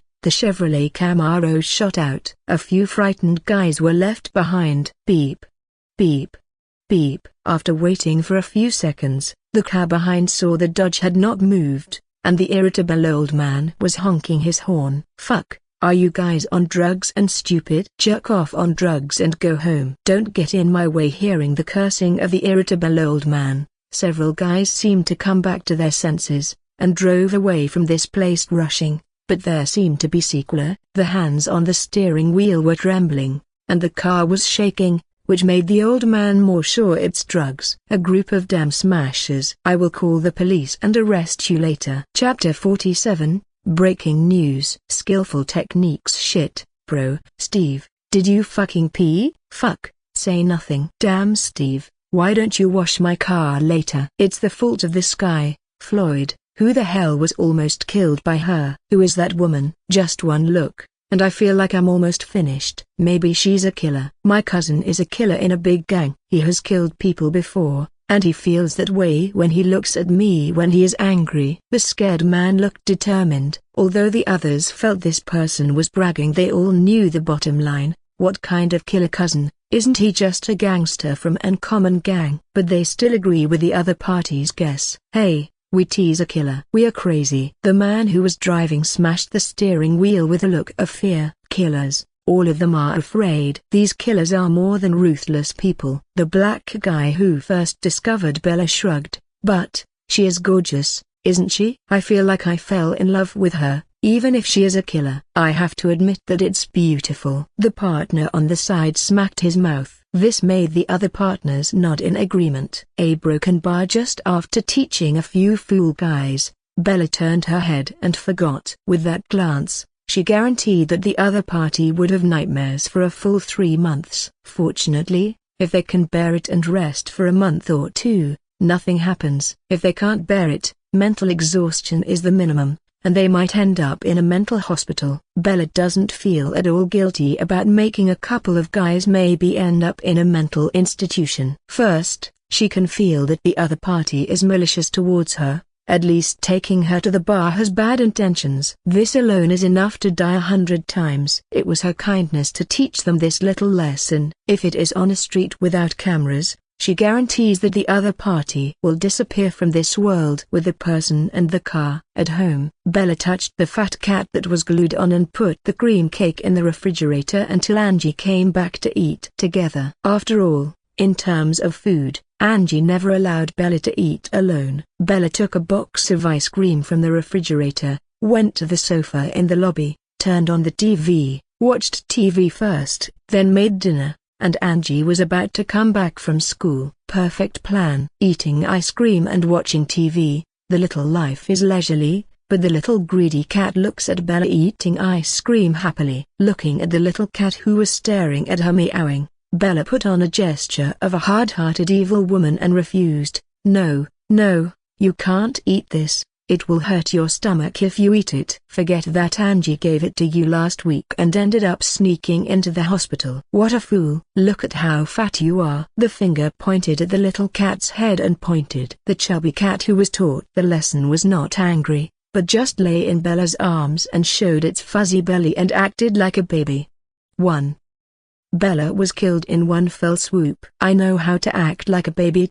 Bella rolled her eyes, put the finished ice cream box on the glass table beside her, and scratched her fuzzy stomach with one hand. Meow tilde, a 1/2 carrot. The technique is quite skillful, allowing the little cat to snore. Suddenly, a piece of news was broadcast on the TV, which attracted the attention of Bella, who was massaging the cat owner. CBA is now broadcasting the news. At 4:50 today, a large-scale gun battle broke out in Hell's Kitchen, involving 1,000 people. According to preliminary statistics, the death toll reached 300 people, and over 400 guns were involved. According to Police Chief George's acceptance interview statement, just as the Monaco F1 race started, it is said that Tony Stark will watch the race live.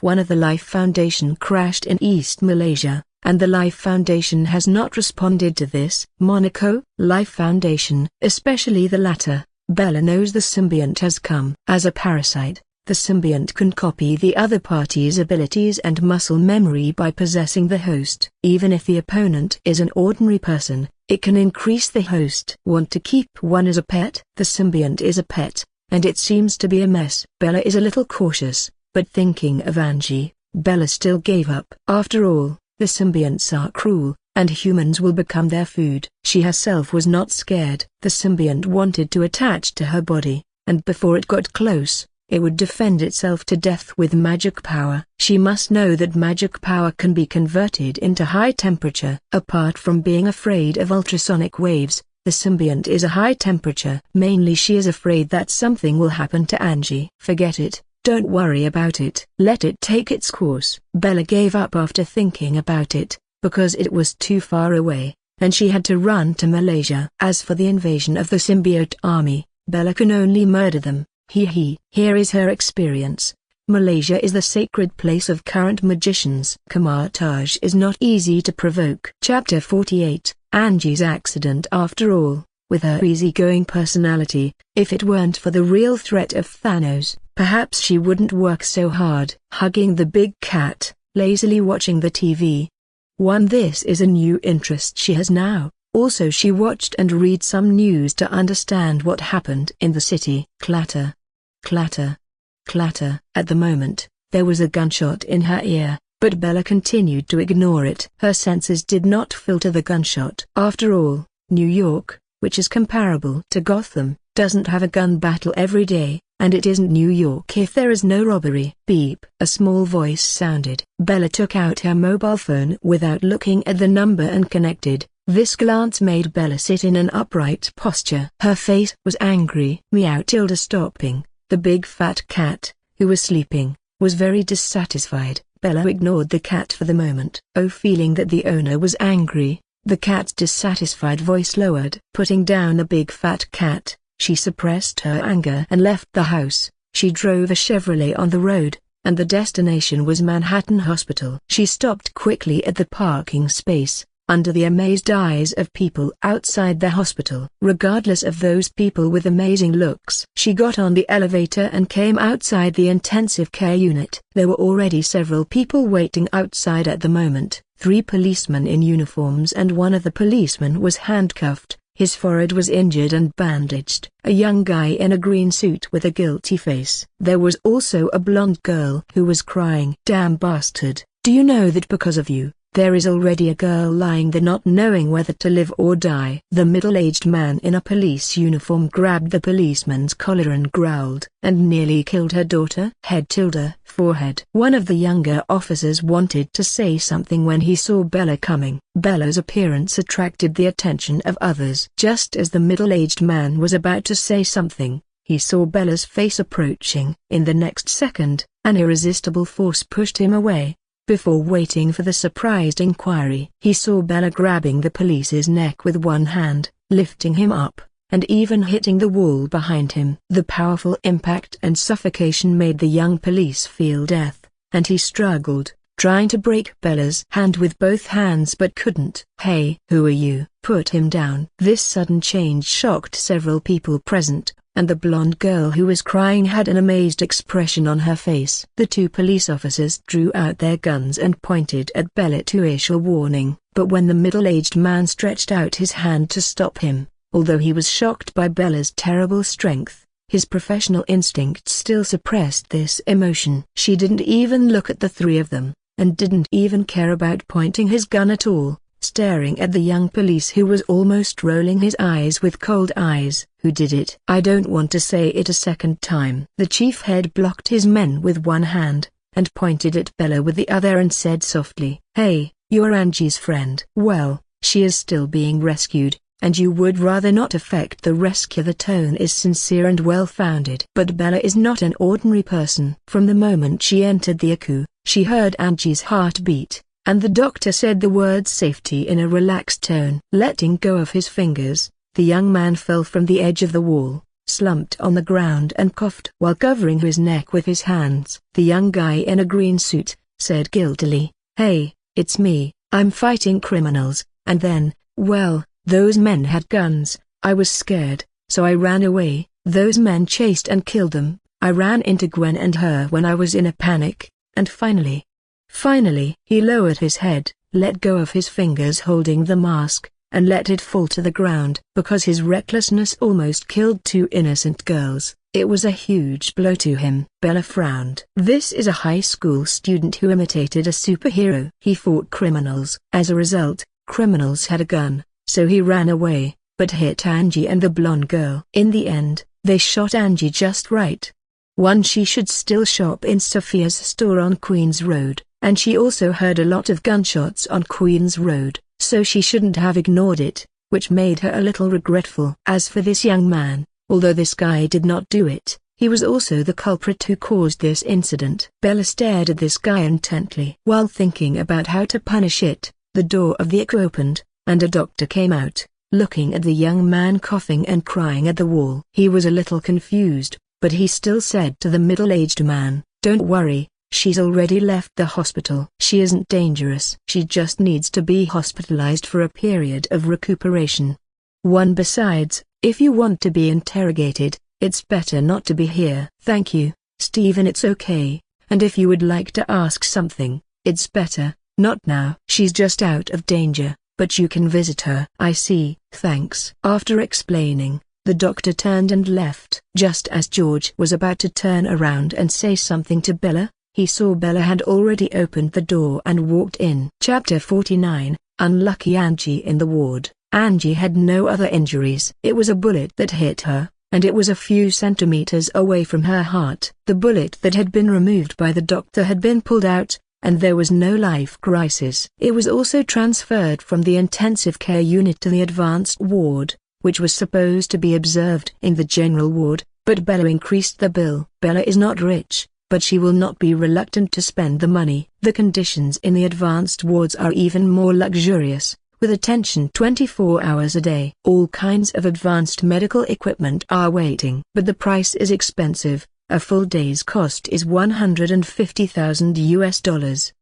Bella's family property will have to be hollowed out in 10 days. But Bella knows that the money will never come from her. The brat's family will be responsible for the money. As for whether she will go bankrupt for this, does she care? Lying on the hospital bed, Angie, who was wearing a breathing mask and pale, has woken up and comforted her best friend. "I think it's pretty good, at least I can enjoy the life of the rich, and I don't have to pay for those damn degrees." Bella sat on the side peeling an apple and rolled her eyes. "What do you want to do when you see someone with a gun?" "You deserve it." "Please, I'm already like this, and you still say that you have no heart." Even though she almost met God, Angie was still so lively. Bella was relieved a lot. After all, some people have a weaker ability to withstand it, and it will leave a shadow because of it. Maybe it's because things like this happen so often. So, exercise a big heart. Thinking of this possibility, Bella looked at Angie,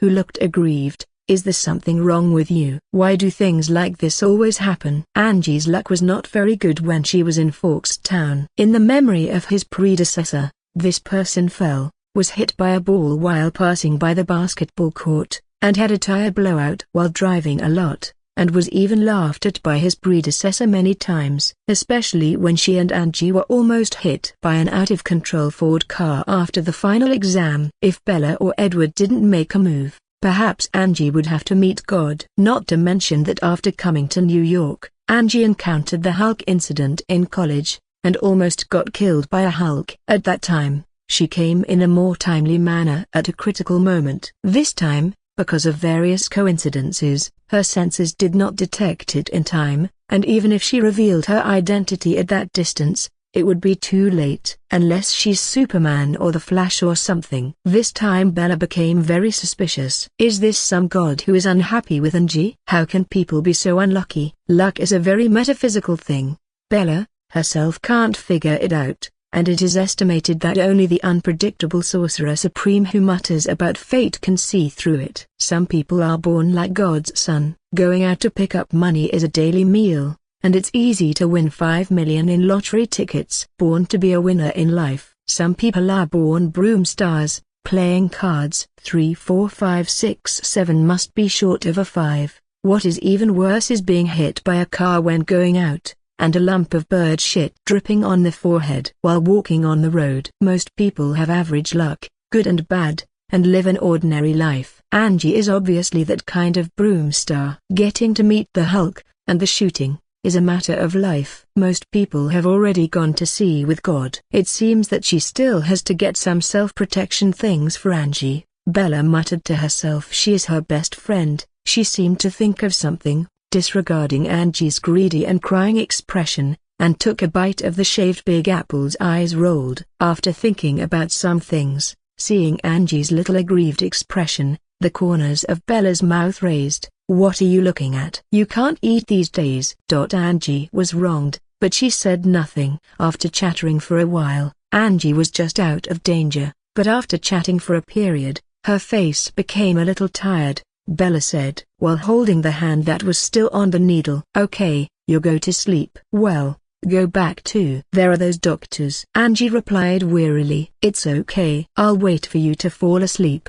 After a while, Angie fell into a drowsy sleep. Bella held her hand, and a faint golden airflow was transmitted over. Angie's original pale face turned rosy. This made Bella breathe a sigh of relief, and sure enough, her thoughts were correct. Boom. Boom. It's already 10 o'clock in the evening. Bella is driving a Chevrolet. The streets of New York are only lit by the lights on the two sides of the street, and there are few people on the road now that persons report.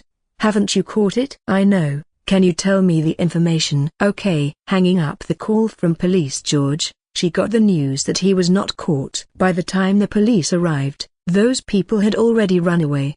It did not surprise Bella at all. Even if those guys are caught in the Pentagon, she won't let them go. At the moment, there was a laptop on the side, packed with codes, and with Bella's pressing, the data had already been invaded into the database of the police station. George didn't tell her to understand, but it didn't mean she couldn't check it by herself. Why do universities have computer science as their main subject? Chapter 50, Hell's Kitchen. Through the police database, she found the man. The photo in the picture shows a man with a sinister face and a pair of small eyes that make people uncomfortable. The photo was uploaded to a search algorithm designed by Bella. This algorithm is connected to all cameras in New York, including some ATMs, parking lots, bars, hotels. Upload a photo and the search algorithm will search for matches. If she has strong artificial intelligence like Jarvis, the other party will never find out. It's a pity that her attainments in artificial intelligence is not high. Even if it can be designed, it is simple intelligence. When she got home, the search algorithm retrieved this guy. He turned out to be hiding in Hell's Kitchen. It didn't take long before a cool black motorcycle raced through the streets of Manhattan, and its iconic clothing was enough to make it recognizable. The Huntress. The moment Bella appeared in Hell's Kitchen, she had already attracted the attention of many people. But Bella didn't care at all.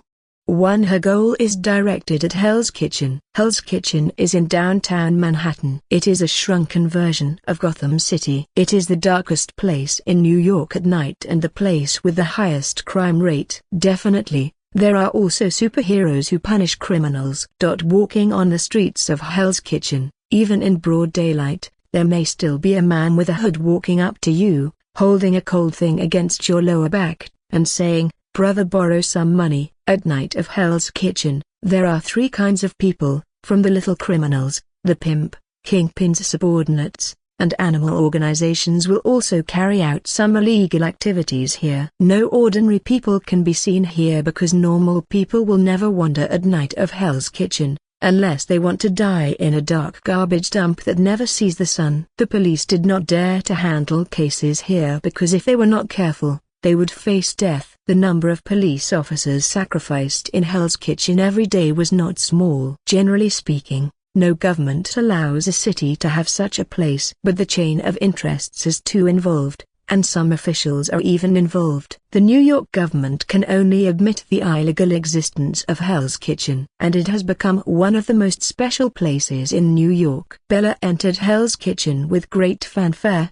which also attracted the attention and even panic of all the gang leaders in Hell's Kitchen. It also includes Kingpin, the New York underground overlord. On the top floor of the tallest building in Hell's Kitchen, Kingpin's burly body is dressed in a white suit like a brown bear, and his fleshy face gives him a sinister look between his brows, which makes people daunting. He is now the emperor of the New York underground, especially this month. He doesn't know why, but there is no damn Daredevil or the Defenders to disrupt the situation, and he doesn't know how much money he has made in the last few big deals. However, Daredevil didn't show up, and now the Huntress came to Hell's Kitchen, which gave Kingpin a headache. Compared with people like the Defenders, they are indeed much stronger than ordinary people, but they also have weaknesses, such as the so-called no-kill principle. This kind of hypocrisy makes him want to laugh. A simple trap can bring the Defenders to their knees. But the Huntress is different. A woman whose murderous intent is so strong that Kingpin can't even compare to it. At least 1,000 people died in her hands. The most important thing is the Manhattan Bridge incident. The power displayed is too terrifying. This made Kingpin feel powerless. He even wondered if this woman was an alien. How could a human being be so strong? Is that the power humans should have? Kingpin thinks that his original power has surpassed the limit of human beings, but compared with this woman, he is a newborn baby. Fortunately, the Huntress seldom attacked gangsters except at the very beginning. She attacked those extraordinary creatures,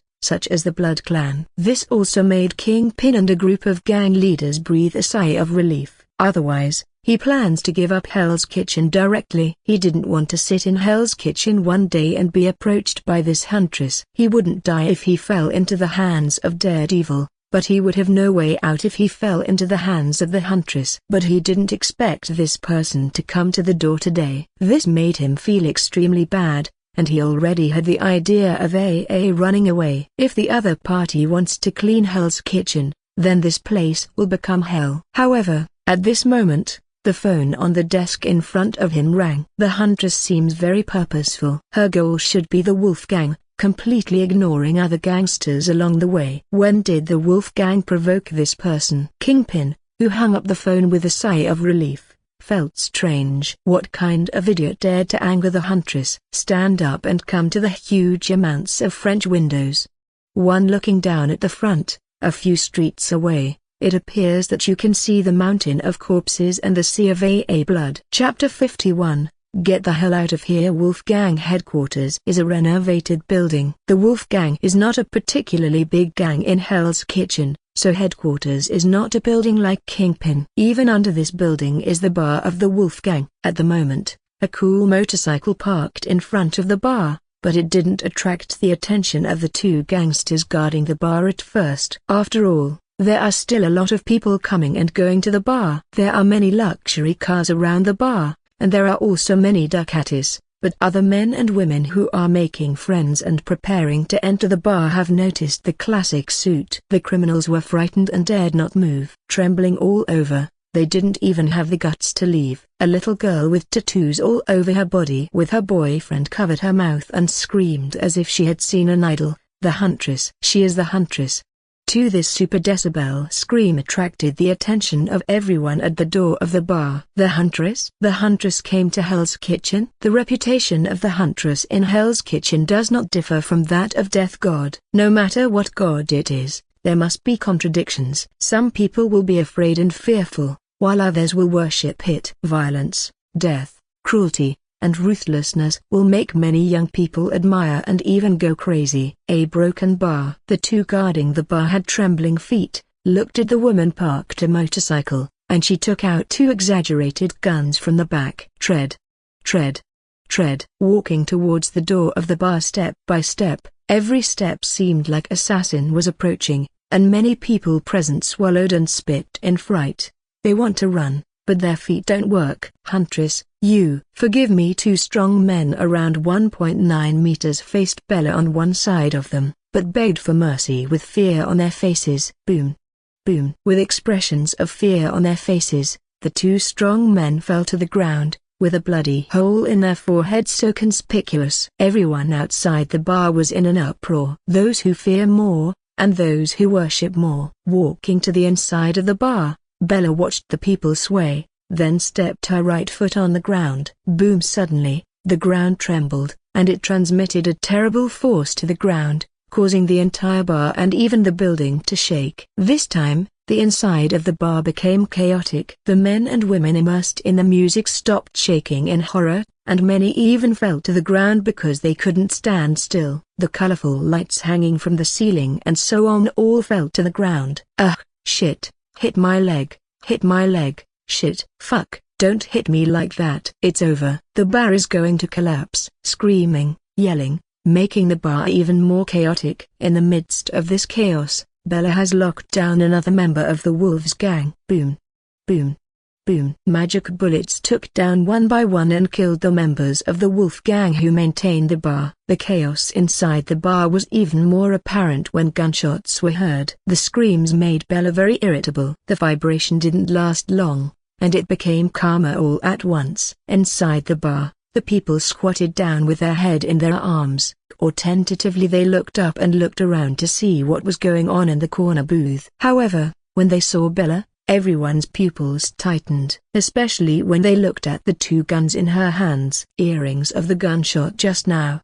They looked at the members of the Wolf gang who were lying on the ground and lost their lives, and understood the situation at the moment. At that moment, a voice sounded in everyone's ears, "Get out of here, Tilda." Everyone was relieved, even if they left something behind. They swarmed towards the door of the bar, as if there was something terrible behind it. And Bella, at the moment, has walked inside the bar, and her target is upstairs. The sudden earthquake and noise had already caused the Wolf gang to respond. In addition, there was a surveillance video connection in the bar, especially when they found the Huntress and the scene just now. The people who had been monitoring the bar were scared to death. When the gangster looked at the Huntress walking towards the stairs, the man trembled with fear and took out the communicator. Boss, Merle? How's the inside of the bar? How much damage was caused by the earthquake just now? Huntress. What? Huntress, why the hell are you stuttering? The Huntress is here. She is now walking upstairs, and she has brought 2 guns. Chapter 52, End of Wolf Gang. On this night, the end of the Wolf Gang came. Just less than 7 minutes. The whole Wolf Gang was captured. No one could escape. Some tried to run, but were killed by a golden bullet on the partition wall. Only Johnny, shivering, curled up in the men's room of this building. Sitting on the toilet seat, he felt like he was out of luck. In the afternoon, there was a teenager with cerebral palsy pretending to be some kind of superhero, disrupting a deal with him, and when he was angry, he was about to pull out a gun to kill him, but he didn't know what luck this stinky brat was. He just missed it. It is impossible for Johnny to admit that his marksmanship is too poor. In the end, he met 2 girls during the chase, and he killed one of them. He didn't care about killing one girl, but the other girl was the daughter of the police chief, which caused him to pay attention to this matter. For this reason, he had to ask his uncle in the gang for help. In the headquarters of the Wolf Gang, he planned to stay for a few days and wait for the limelight to pass, but in the end, the Huntress at night and slaughtered the entire Wolf Gang, including his uncle. Otherwise, how could he be so unlucky? Hiding in the toilet, Johnny held his breath, praying that the Huntress would not find him. Tread. However, the sound that Johnny didn't want to hear the most sounded, the footsteps, step by step, approaching, and with every step, Johnny felt his heart beating. It was as if the beating rhythm of his heart was being carried by the footsteps. For a while, it became difficult to breathe. Bang! When the toilet door was opened, the bell sounded like Death God, and hit Johnny's heart hard. The indescribable despair made his face pale and lose all blood. He is not a member of the Wolf Gang at all. He had an urge to question the huntress. Why kill him? Get out by yourself, Tilda. However, at that moment's cold and domineering voice made Johnny lose the courage to question. What came to his mind was only fear, not only the fear of death, but also the instinctive fear brought about by the gap in life's levels. Johnny gave in. The restrooms opened with trembling hands and saw the black suit that terrified all the gangsters.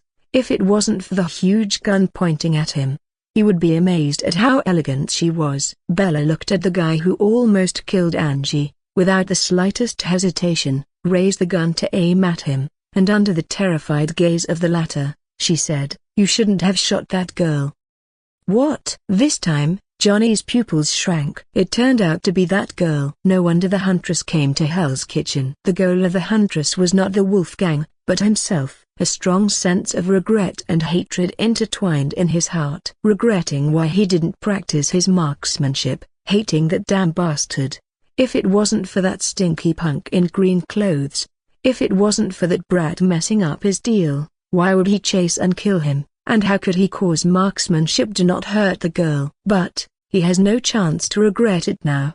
Bang with a gunshot. Bella didn't care about the regretful look in the other party's eyes. If regret is useful, why do you need the police? If you regret it, why does strong malice exist? Hurting someone she values, for whatever reason, must be punished. Just like that second-year boy, it seems that she just paid a lot of money, but she left a deep impression on that guy when she met him. After suffering her mental shock, if he doesn't become a lunatic in the future, he will always be haunted by nightmares. Collapse. This is the price of doing the wrong thing. She is fair. Angie has experienced life and death once, so that kid should also experience it once. It is up to herself whether she can survive it. As for the purge of the Wolf Gang, it was a vent of anger. Walking down the stairs, no one dared to watch nearby. Only a few guys were not afraid of death. Bella started the motorcycle and glanced at the top floor of the dilapidated building opposite. Under the night sky, she couldn't see anything. Boom. Chapter 53. The little girl. It's on the dark top floor of the building opposite the Wolf Gang headquarters. Big Daddy, she seems to have seen us. A little girl with a purple wig, black leather jacket and black windbreaker said in a daze to the tall man in almost the same uniform beside her. 3. The man was wearing the same uniform as Batman, holding a sniper rifle in his hand, which was also a bit dazed. His goal was to destroy the Wolf Gang, but before he could make a move, he was taken a step ahead. The huntress. He himself was a little surprised. After all, the huntress has been famous for so long, but she has never been to Hell's Kitchen, and she doesn't seem to be interested in Hell's Kitchen at all. Okay. It looks like our trip was wasted. Big Daddy shrugged. It seems that there are many people with a guilty conscience. The little girl glanced around. There were people watching in a certain alley, in a certain car, in a certain room of a house. Although she was young, she also knew that these people were spies sent by certain gangsters in Hell's Kitchen. Its purpose is self-evident. If Huntress were to cleanse, she would evacuate. What kind of demeanor is it to frighten all the gangsters with the power of one person? At least for the little girl who has experienced cruel training and fighting since she was a child, she is quite adored. I wish I could team up with Huntress. That would be so cool. The Big Daddy glanced sideways at his daughter, looking at her like a fanatical fan of an idol. But he also understands very well. After all, the education his daughter received differed from that of ordinary children. The law of the jungle preys on the strong, must be ruthless to the enemy, and has no mercy on evil. And the huntress can be said to be the ultimate in these aspects, powerful, cold, and ruthless. Why do many people in Country M admire those serial murderers? There are still many fanatical fans, imitating crimes. In fact, the truth is similar. Not to mention his daughter. If it wasn't because he was older and his heart was filled with revenge, he promised that if he was a little younger, he would worship him. Such a young girl to be a superhero. Just as the father and daughter packed up their equipment and were about to leave, A flat voice rang in their ears. The movements of the father and daughter froze, and there was boundless shock in their hearts. How could someone approach them? Who is it? But the father and daughter didn't have time to think so much. The little girl pulled out the katana on her back, and her father even pulled out the gun from the holster on his leg and turned to point it behind him. Through the afterglow of the moonlight in the sky, the moment they saw the person, their bodies tightened. Turned out to be the huntress. Because of its strong strength, the father and daughter's first reaction was to run away, because they were not sure whether the other party would regard themselves as criminals and destroy them. Then he calmed down. The kind words just today, and now the other party's plain eyes are not hostile. The little girl with the purple wig put away the katana, and said with a look of admiration, "I bought it. I didn't expect to see you, Huntress. So beautiful. It's so cool to beat that monster on the Manhattan Bridge dead." The immature and crisp voice broke the calm just now. Big Daddy also put down the gun in his hand. Even a sniper rifle wouldn't work for this man, let alone. Under the mask, he looked at the father and daughter with a smile, and his eyes fluctuated. No matter the equipment that is very similar to the bat next door, or the cute little girl with the long katana, it is eye-catching. Looking at your outfits, the Wolf Gang is your target today? Bella took a little interest in the two of them. Big Daddy and Killer Girl. She still likes this violent Lily very much, but she seems to be a bit off when she grows up. However, according to her understanding of the two, activities should be in Brooklyn. How could she set foot in Hell's Kitchen today? Yes, Tilda, I don't know what's been going on in Brooklyn. A lot of strange guys have appeared. They almost fell down before, and they haven't made a move for a while, so they are a little short of money. The little girl had no worries at all and explained everything with great interest. Bella understands that through SHIELD network monitoring, it seems that a group of outsiders has appeared in Brooklyn, and it is not known which force it is for the time being. There are not many people, but all of them are strong and seem to have a bit of ability. Because Bella's activities are all in Manhattan, she doesn't travel to other districts. They are a group of ordinary people. No one is worthy of her, and she is too lazy to run. Nodding her chin, thinking a bit, Bella shook her head at the father and daughter. You better be careful. Your identity information is recorded in a powerful violent organization. Don't cross the line. After finishing speaking, he planned to leave. Seeing that Bella wanted to leave, the little girl called out, "Sister Huntress, how can I contact you in the future?" Bella turned her head in surprise. The little girl looked adorable with big wet eyes. This reminded her of the little chubby cat at home. After a little thought, she spoke a URL. After the little girl nodded to indicate that she had written it down, she said, "You can contact me through this encrypted URL." Chapter 54, Cranky Old Further. Watching Bella's disappearing back, the little girl smashed her mouth. It's so cool. Then she remembered she might be the only one, and she glanced at the Big Daddy. The only two people who have the contact information of the Huntress. It's flattering. Dad had been silent just now, and he was relieved when Bella left. His back was almost drenched in cold sweat. Although they only exchanged a few words blandly, the oppressiveness of the other party was terrifying. The other party didn't have any hostility, but the invisible, oppressive force made him unable to ignore it. It is estimated that his daughter believed that the other party would not hurt her, so she felt no sense of oppressiveness. Or maybe the other party likes his daughter. No matter what, Big Daddy knows that today's results are indeed gratifying. Although he didn't get any money from the Wolf Gang, there are more gangs in Hell's Kitchen. It is impossible for many people to get the kindness of the Huntress. Still has a trace of pride in her heart. Her daughter is the cutest. Even a ruthless killer like the Huntress falls under her charm. This Huntress still has a bit of vision. Super hit girl, let's go. Hearing the siren from a distance, the Big Daddy patted his daughter's head, which was still happy. 3 Yes. A broken bar. The Huntress wiped out the Wolf Gang, leaving almost no survivors, which roused many people's speculations. The meaning of these 4 words is extraordinary.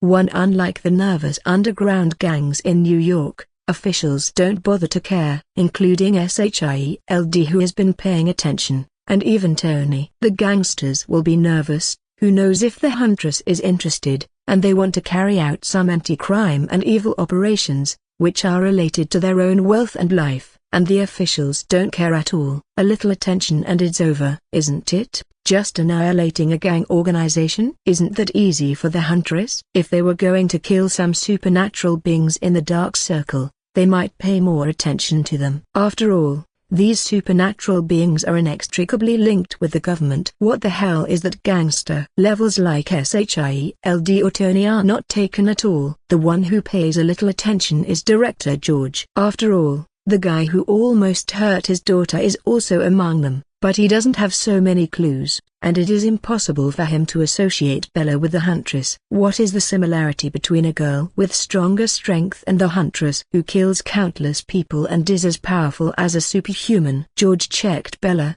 and after checking, he found out that she is still a genius, a dazzling rising star in the academic world, a top student among top students, and has completed her studies in 2 years, even published several papers that aroused the admiration of the academic circle. If it weren't for Bella's lack of interest in postgraduate entrance examinations, she wouldn't know how many doctorates she had, and the well-known tutors at Columbia University regretted it. With this kind of academic attainment, even geniuses need time to learn, and still have time to punish evil. That's too exaggerated. The most important thing is that the two people's bodies and temperaments do not match. Since there is no such association, he can only lament that Johnny deserved his death, and he didn't pay too much attention to it. It is impossible for him to catch the Huntress. The result is to collect the corpse and count the assets of the Wolfgang. The Wolfgang disappeared from the history of New York, and there was no splash at all. In the next few days,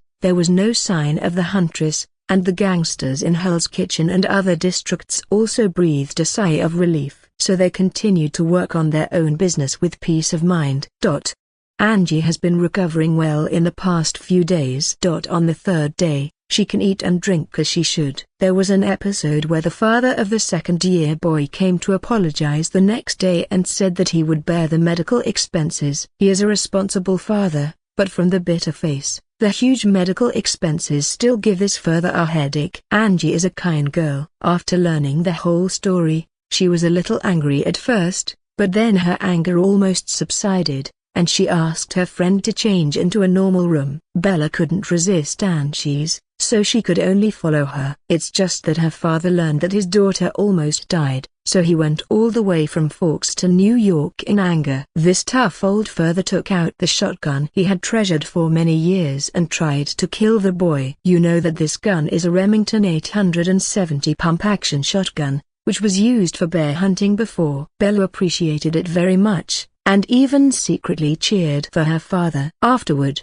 he made a fuss and gave up under Angie's calmness. After all, his daughter was still recovering, and the father who had no place to vent his anger could only secretly get angry on the sidelines. Fortunately, when George took his daughter Gwen to see Angie, he said that the bastard who almost killed his daughter was shot by the Huntress. Then the anger slowly dissipated. For a while, the father praised the Huntress, saying that he had become a fan of the Huntress. Angie and Bella couldn't help but smile bitterly. Chapter 55, Stark Industrial Expo. The father originally wanted to accompany them, but he couldn't leave Forkstown for a long time. Coupled with the persuasion of Angie and Bella, the old father had no choice but to leave. Before he left, he told them to call him first if she had anything bad. He still had some friends in New York who could help when necessary. A broken bar. Then came Angie's recovery days. It has to be said that Bella feels that the nature of her magic power is outrageous. Covering her body can not only strengthen her combat power in all directions but also transform her nature. Now, it also has a certain therapeutic effect. Definitely, the effect of the treatment is not great. It is impossible to compare with Avalon, but it is similar in the speed of accelerated recovery. But it is enough. It is also because of Bella's input of magic power that speeds up Angie's recovery. Angie is fine. She eats and drinks every day and can catch up with dramas in her notebook, except that she spends less time in the field, which is a mess of comfort. During this week, Bella would instill magic power, so that the recuperation period that should have been about a month was abruptly shortened to 1 week. So much so that the doctor in charge of Angie was very surprised.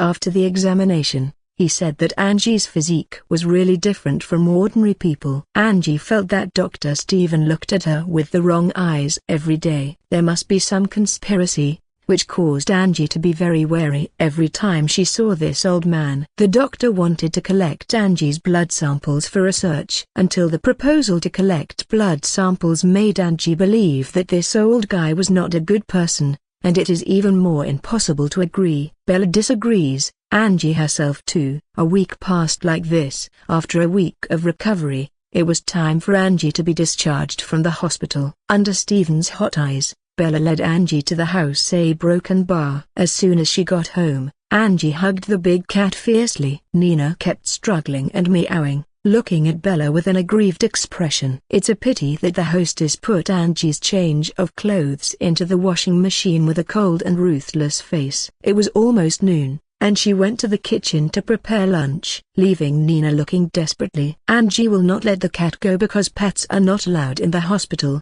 so she hasn't seen Nina for a week, and she misses her to death. To celebrate Angie's discharge from the hospital, Bella cooked a table of good dishes, even opened a bottle.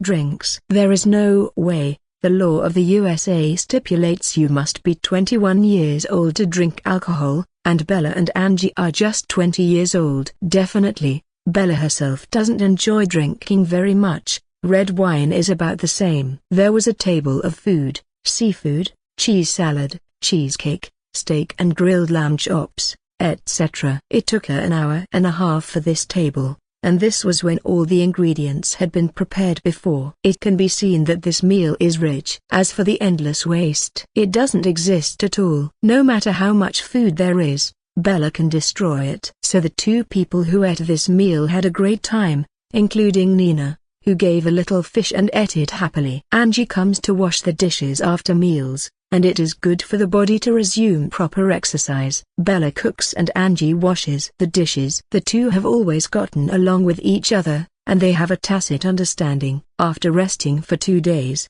Angie, who felt like she was getting rusty at home, couldn't sit still. This morning, they just had breakfast. The two of them sat on the sofa and watched TV. They were not interested in the news. Angie looked up at Bella, with a flattering tone. She said, "Bella, let's go out and play." "Go out to play? That's fine. Where do you want to go?" Bella crossed her legs and hugged the lazy fat cat. Looking at the news above, the young man overturned his car in Monaco and asked casually, "The Stark Expo will be released tonight. Let's go and take a look." Stark Expo? Yes, it seems that Hammer Industries is going to exhibit something, and it is said that Iron Man will also be there. Bella was taken aback for a moment, and then she stared speechlessly at Angie, who was wide-eyed and excited. This is an unlucky girl, and she must have been cursed by God. Wherever there is danger, we should drill there. "Angie, you know that there are requirements to enter the expo." Then Bella said calmly. Puff. At that moment, Angie didn't expect that.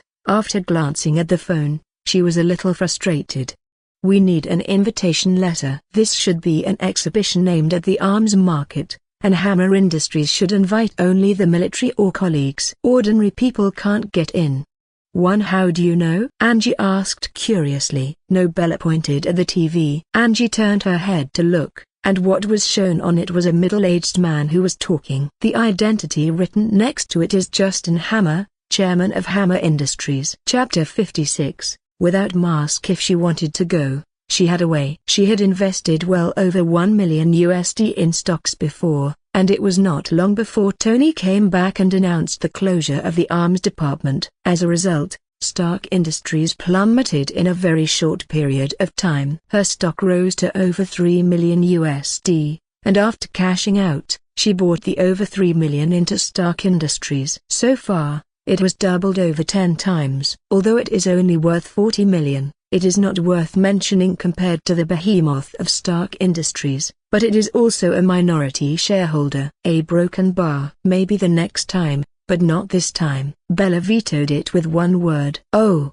okay." Although Angie didn't know why, since her best friend said nothing, then she wouldn't make trouble unreasonably, so she'll just wait until next time. So Angie swiped her phone again, thinking about a place to play today, but in the past 2 years in New York, They have basically visited everything. Where could they going? So complicated. Since there is no plan to participate in the expo, there must be other activities to do. Anyway, the school knew about Angie and gave it a full month and a half to rest and recover. After all, the bullet almost pierced the heart, so it is reasonable to give a recovery period of 1 or 2 months for this kind of injury. Angie struggled for a long time and didn't know what to do, and her mood became irritable. Bella smiled helplessly. Why don't you go back to the Forks town? Anyway, your family has always wanted you to go back. You haven't been back much in the past 2 years. They have already complained to me. Angie was also moved by Bella's proposal. In the past 2 years, she really didn't go back to Forks after the academic exam. Let's go together. No, Angie, you go back first. I still have something to do at school. Okay, then I'll go back alone. No, I'll call your father and ask him to accompany you. I don't feel at ease when you're alone. TSK, you're really my best friend. Mua. A broken bar. The cheek was suddenly attacked. Bella pretended to be frightened, and Angie also pretended to be wronged.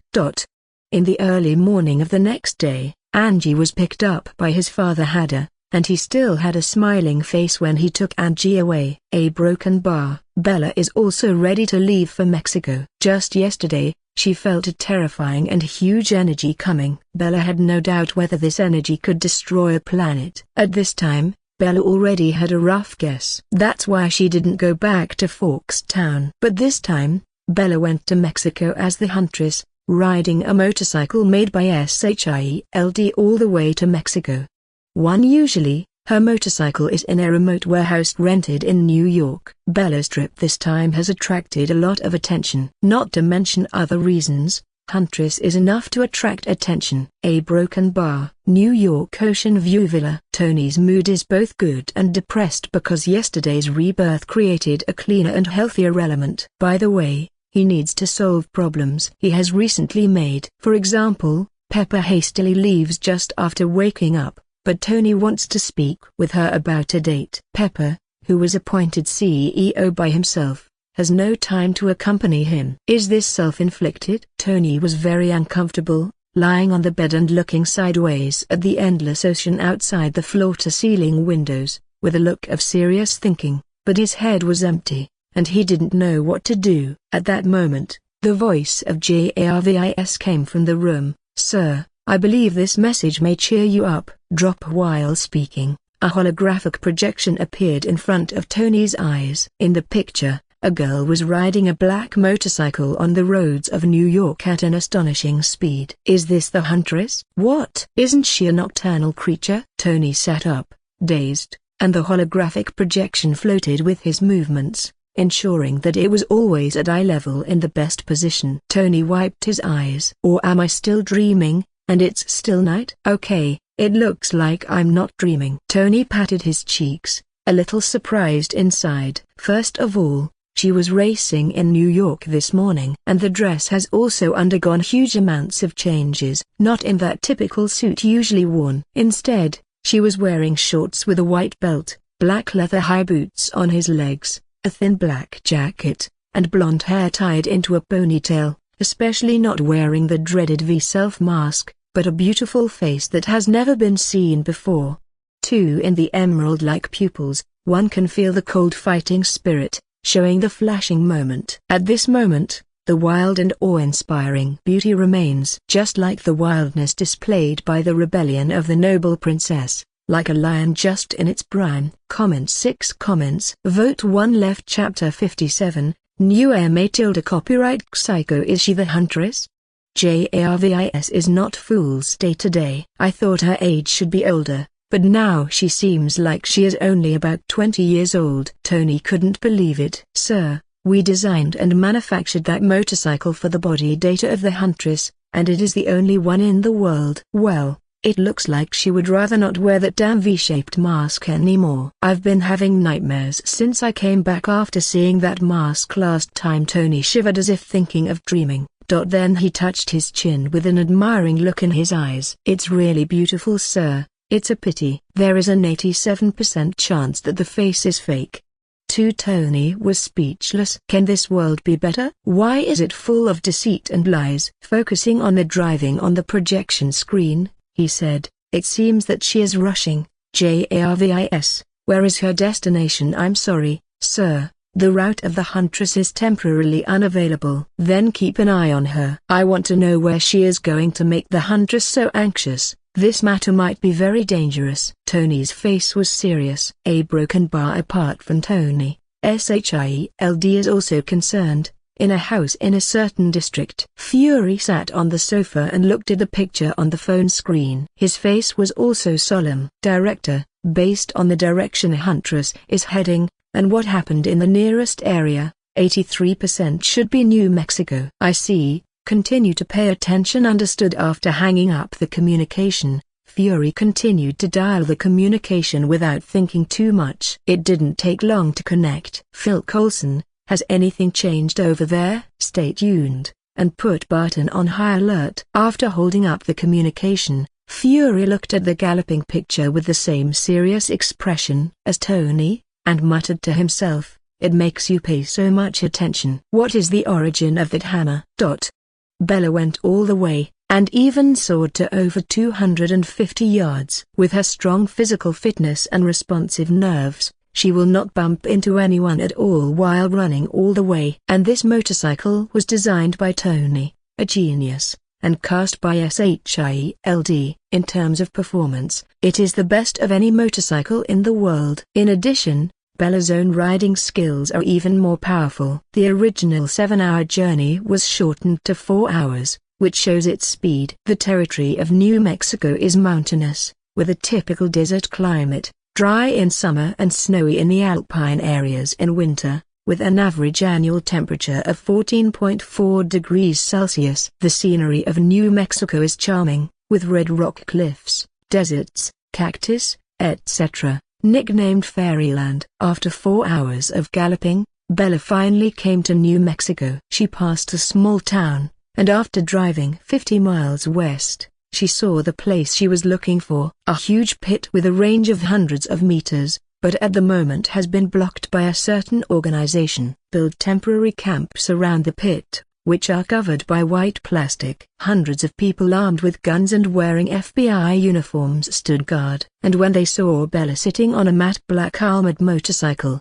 several guards in the camp in the pit raised their heads and shouted at Bella, "Ma'am, please get out of here. The FBI has blocked this place. No entry allowed." At this moment, although Bella's imitation of the face changed by magic power coverage is beautiful, it has no response to these people. Bella ignored the warning and turned sideways to look down at the windshield building in the pit made of white plastic sheeting. That hammer is in it. Pilkrona. Bella's green eyes flashed a ray. The power of Odin is the divine power of the king of Godasgard. The divine power has infinite effects. In fact, it is similar to her magic power, but its ability is far greater than the magic power. She wasn't coming to New Mexico only for the airy metal, but also to see if she could see through the secrets of the hammer. But at present, she should be far from enough. She can only feel the huge energy and mysterious power in it, which should be the spell cast by Odin. While Bella was meditating,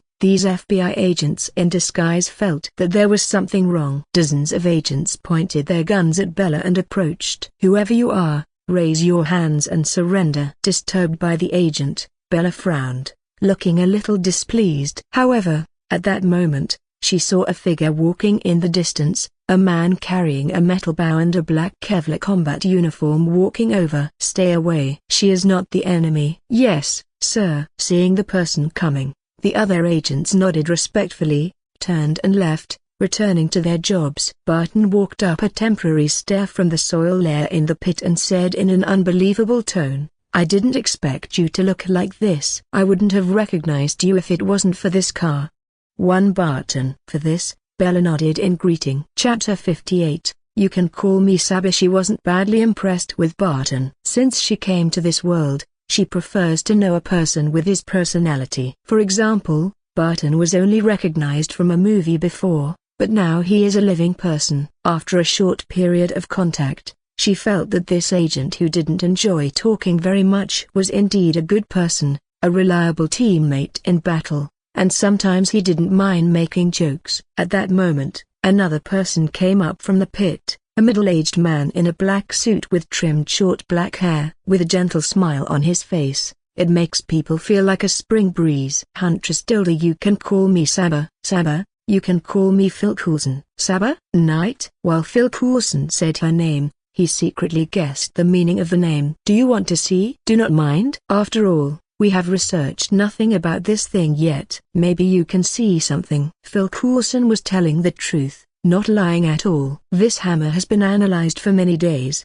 but nothing can be found at all. As for the target of the Huntress, the hammer is obviously the target, so she should know something. Got off the motorcycle and followed Phil Coulson and Barton towards the interior. Enter the iron net, walk through the passage, and come to the building raised for the hammer. They lay nothing for a few meters near the hammer, and it remained as it was. They built a metal elevated platform on the ground, and several personnel in white protective clothing were still testing with instruments. On the elevated platform, Phil Coulson was talking about some situations when the hammer fell. Bella was too lazy to listen and walked down. Phil Coulson on the elevated platform waved his hand to let the inspectors leave. He and Barton were looking forward to it. Looking at the hammer, Bella felt a little hesitation. But then Bella put her hand on the handle of the hammer.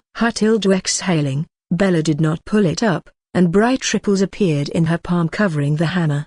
Bright ripples rippled across the hammer. It seems to analyze the hammer. However, after a few seconds, the bright ripples disappeared, and Bella shook her head with a wry smile. It was as she had imagined. The power of Odin protects the hammer, and her magic cannot enter it, let alone pry into its secrets. As for lifting it up, she gripped the hammer a little harder, but there was no reaction at all. Obviously she couldn't be like Captain America. If you use pure power, then don't even think about it. It transformed this thing from the center part of a declining planet, and the handle is the wood of the tree of the world. Not to mention whether or not she can lift it. Indeed, if she forces it, she is afraid that Odin will show up and kill her directly, and she would rather not try the consequences of destroying the plan of a level godfather. 1. Seeing that Bella seemed to have returned unsuccessfully, Phil Coulson was not disappointed, shrugged and said with a smile, "This thing seems to have a mysterious origin." Bella walked up to the elevated platform and left without looking back. Only one sentence remained. "This hammer is called MJ-Pilkrolna." Behind her back, Phil Coulson and Barton were left looking at each other. MJ-Pilkrolna? Instead of Bella's departure, Phil Coulson cared about that last sentence. If he remembers correctly, MJ-Pilkrolna is Thor's weapon in Norse mythology. Could it be that? Phil Coulson's expression suddenly changed, and Barton's did the same, and the two felt a sense of horror in their hearts. If what the Huntress says is true, so that means, does Norse mythology exist? Even if it is not as described in the myth, at least there are such people. If this Thor exists, what about the king of God, Odin? What about the other major gods? Not to mention other things. If these people are as strong as the description in the myth, the earth is like an ant, unable to resist at all. With the magic of the hammer and the words of the Huntress,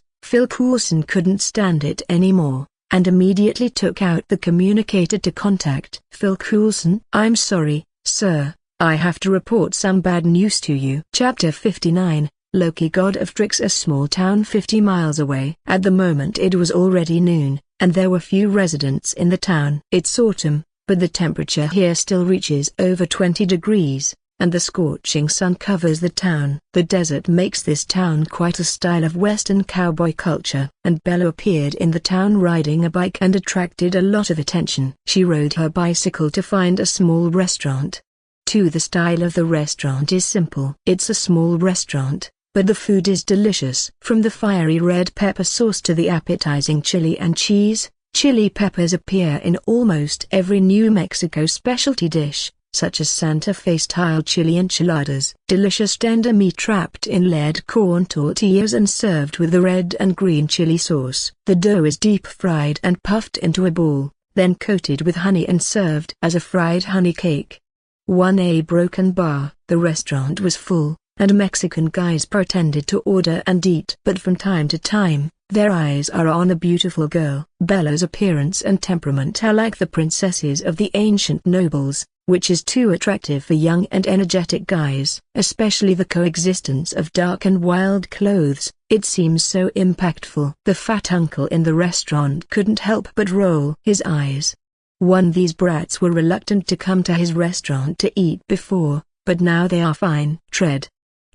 Just when the guys were about to move, a person came from outside the restaurant and went straight to Bella's table and sat down on the chair. The boys suddenly felt heartbroken, especially when they saw this man, with a pale face, slightly messy black hair, wearing a suit, holding a delicate black cane in his hand. His straight figure looked so elegant, like a gentleman. The man glanced around at those sad guys, and couldn't help smiling, with a kind of arrogance and contempt coming from his bones. They never know what kind of existence we are, those ignorant and stupid. The voice is low, but magnetic. Bella put down the fork in her hand, wiped her mouth with a piece of paper, picked up the oatmeal coffee at the side, took a sip, and said calmly, "Welcome, Your Highness.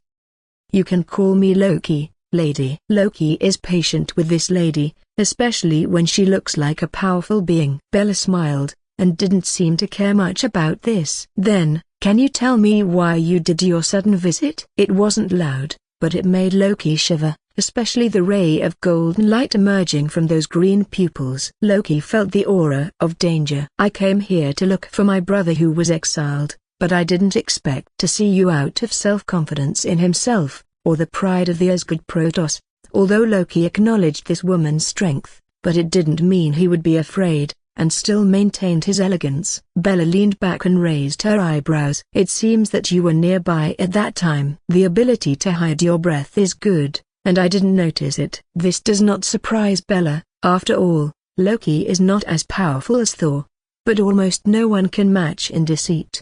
The most important prerequisite for deception is to hide. Her original intuition level was not particularly high, and her attention was on the hammer, so it was normal not to notice it. Loki isn't overly proud of that, exactly as he should be. It's just that he saw the interest in this woman's eyes, and suddenly felt something was wrong. "I've fought no one from Asgard. Why don't we try?" Speak the most simple words in the most flat tone. Bella's eyes were fixed on Loki. It was impossible to kill Loki because Odin was still alive. Even if Loki was just an adopted son, no one else could do it. If she really killed Loki, Odin would come down and kill her in the next second. But it's an upright challenge. As long as Loki's not to be killed, Odin will not make a move. "Wow. You're not like a Midgardian. Are you sure you don't have Asgard blood?"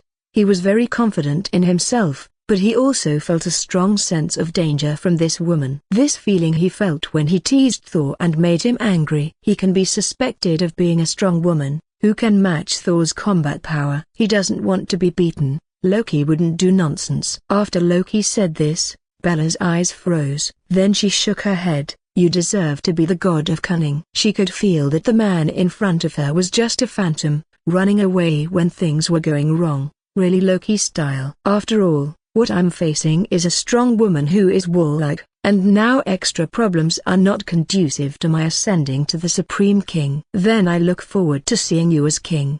Bella smiled lightly. In her mind, Loki would only be a stepping stone for Thor to grow into a king. Although it was cruel, this was the choice of Odin. No matter how hard Loki tries, the end is set. Chapter 60, The Destroyer. Bella wasn't disappointed when she couldn't beat Loki. A broken bar. In the afternoon, while drinking afternoon tea in a restaurant, Bella was chatting with Angie on the phone. Angie has already arrived in Forkstown. Angie is at her home, chatting to Bella. "Ugh, they are too sensitive. It feels like they treat me like a patient who has just come out of the ICU. And I may not go out with others. Fortunately, they promised to come and see me later, otherwise I would be bored to death." "That's right, I met Edward and Jacob. They are all asking me about you. Hee. It seems that these two guys are still thinking about you."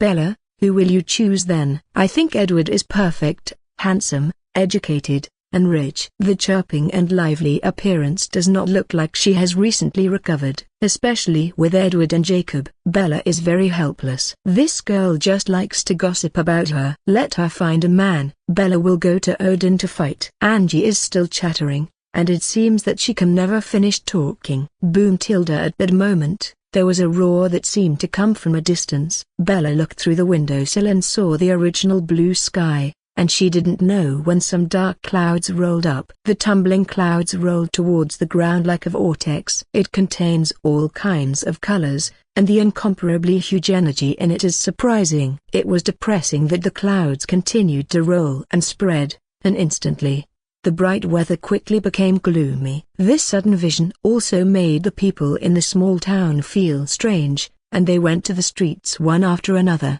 or watched through the windows. Many people took out their mobile phones to take pictures. Why did the weather suddenly change? Is it going to rain heavily? TSK. Heavy rain? This is too rare. It feels like something bad is happening. Is there a typhoon? I just remembered. The last typhoon in New Mexico seems to have been over 10 years ago. One look at the tumbling clouds. I'm afraid there will be thunderstorms, strong winds, and heavy rain. Damn it, this won't blow my house apart. Gary, your house is also called a house? It's all made of wooden slag, and I can kick it to pieces, let alone a typhoon. Ha ha ha, you're right, Gary, you may be unlucky tonight. Maybe you can see you in a pile of wood slag blowing. Don't worry, I will record it. One ha ha ha tilde. Even though they thought a typhoon was coming, they didn't panic at all. Instead they were still making fun of their neighbors. Bella, what's the matter with you? Angie's question seemed to be heard from the phone. It's okay, Angie, hang up first. Putting her gaze on the cloud layer, she saw the tall figure emerging from it through the air. She knew that her goal had come. Destroyer 3. The huge 3-meter-high metal man walked towards the town step by step, at an astonishing speed. This caught the attention of SHIELD. Energy index threshold climb detected. At that moment, many agents told Coulson that they encountered the destroyer. While driving a Chevrolet SUV, Phil Coulson currently didn't know the origin of the destroyer at all. But he knew the phenomenon was too weird, so they opened fire. Without warning, the exchange of fire between the two sides seemed intense, but firearms were not worth to the destroyer. Boom! A hot, high-temperature ray shot out from the metal helmet, and with huge amounts of explosions, several cars instantly turned into flames. Even Phil Coulson's side had been vigilant for a long time, but many agents were still swept head-on and turned into dust. Damn it! Retreat immediately. Phil Coulson lay on the side and saw the tragic situation of several agents, and knew that this was beyond his ability to solve, and ordered to retreat. The destroyer ignored them and walked straight towards the town. The sound of the explosion, the roar, and the tall body were enough to attract the attention of the townspeople, especially when the destroyer was 3 or 4 meters tall. It caused panic. The metal monster was obviously not for onlookers, and with exclamations, everyone fled backwards. Bang! Closing the car door, Phil Coulson pulled out his communicator and yelled, "Evacuate the town immediately." "Yes, sir." "Damn, this stuff is a robot." Phil Coulson ignored the bruise on his forehead as the car started towards the town, and sat in the co-pilot, guessing. "Sir, whether or not it's a robot, we can't deal with this situation, we have to call for support," the agent who drove the car said, with a panicked look on his face. Apparently he was still worried about what happened just now. After all, watching his colleagues vaporize instantly, this kind of impact is not simple. Ordinary people may collapse. No need, with her here, it's not impossible to solve this problem. I'm afraid they will destroy the town after they fight. Phil Coulson sighed.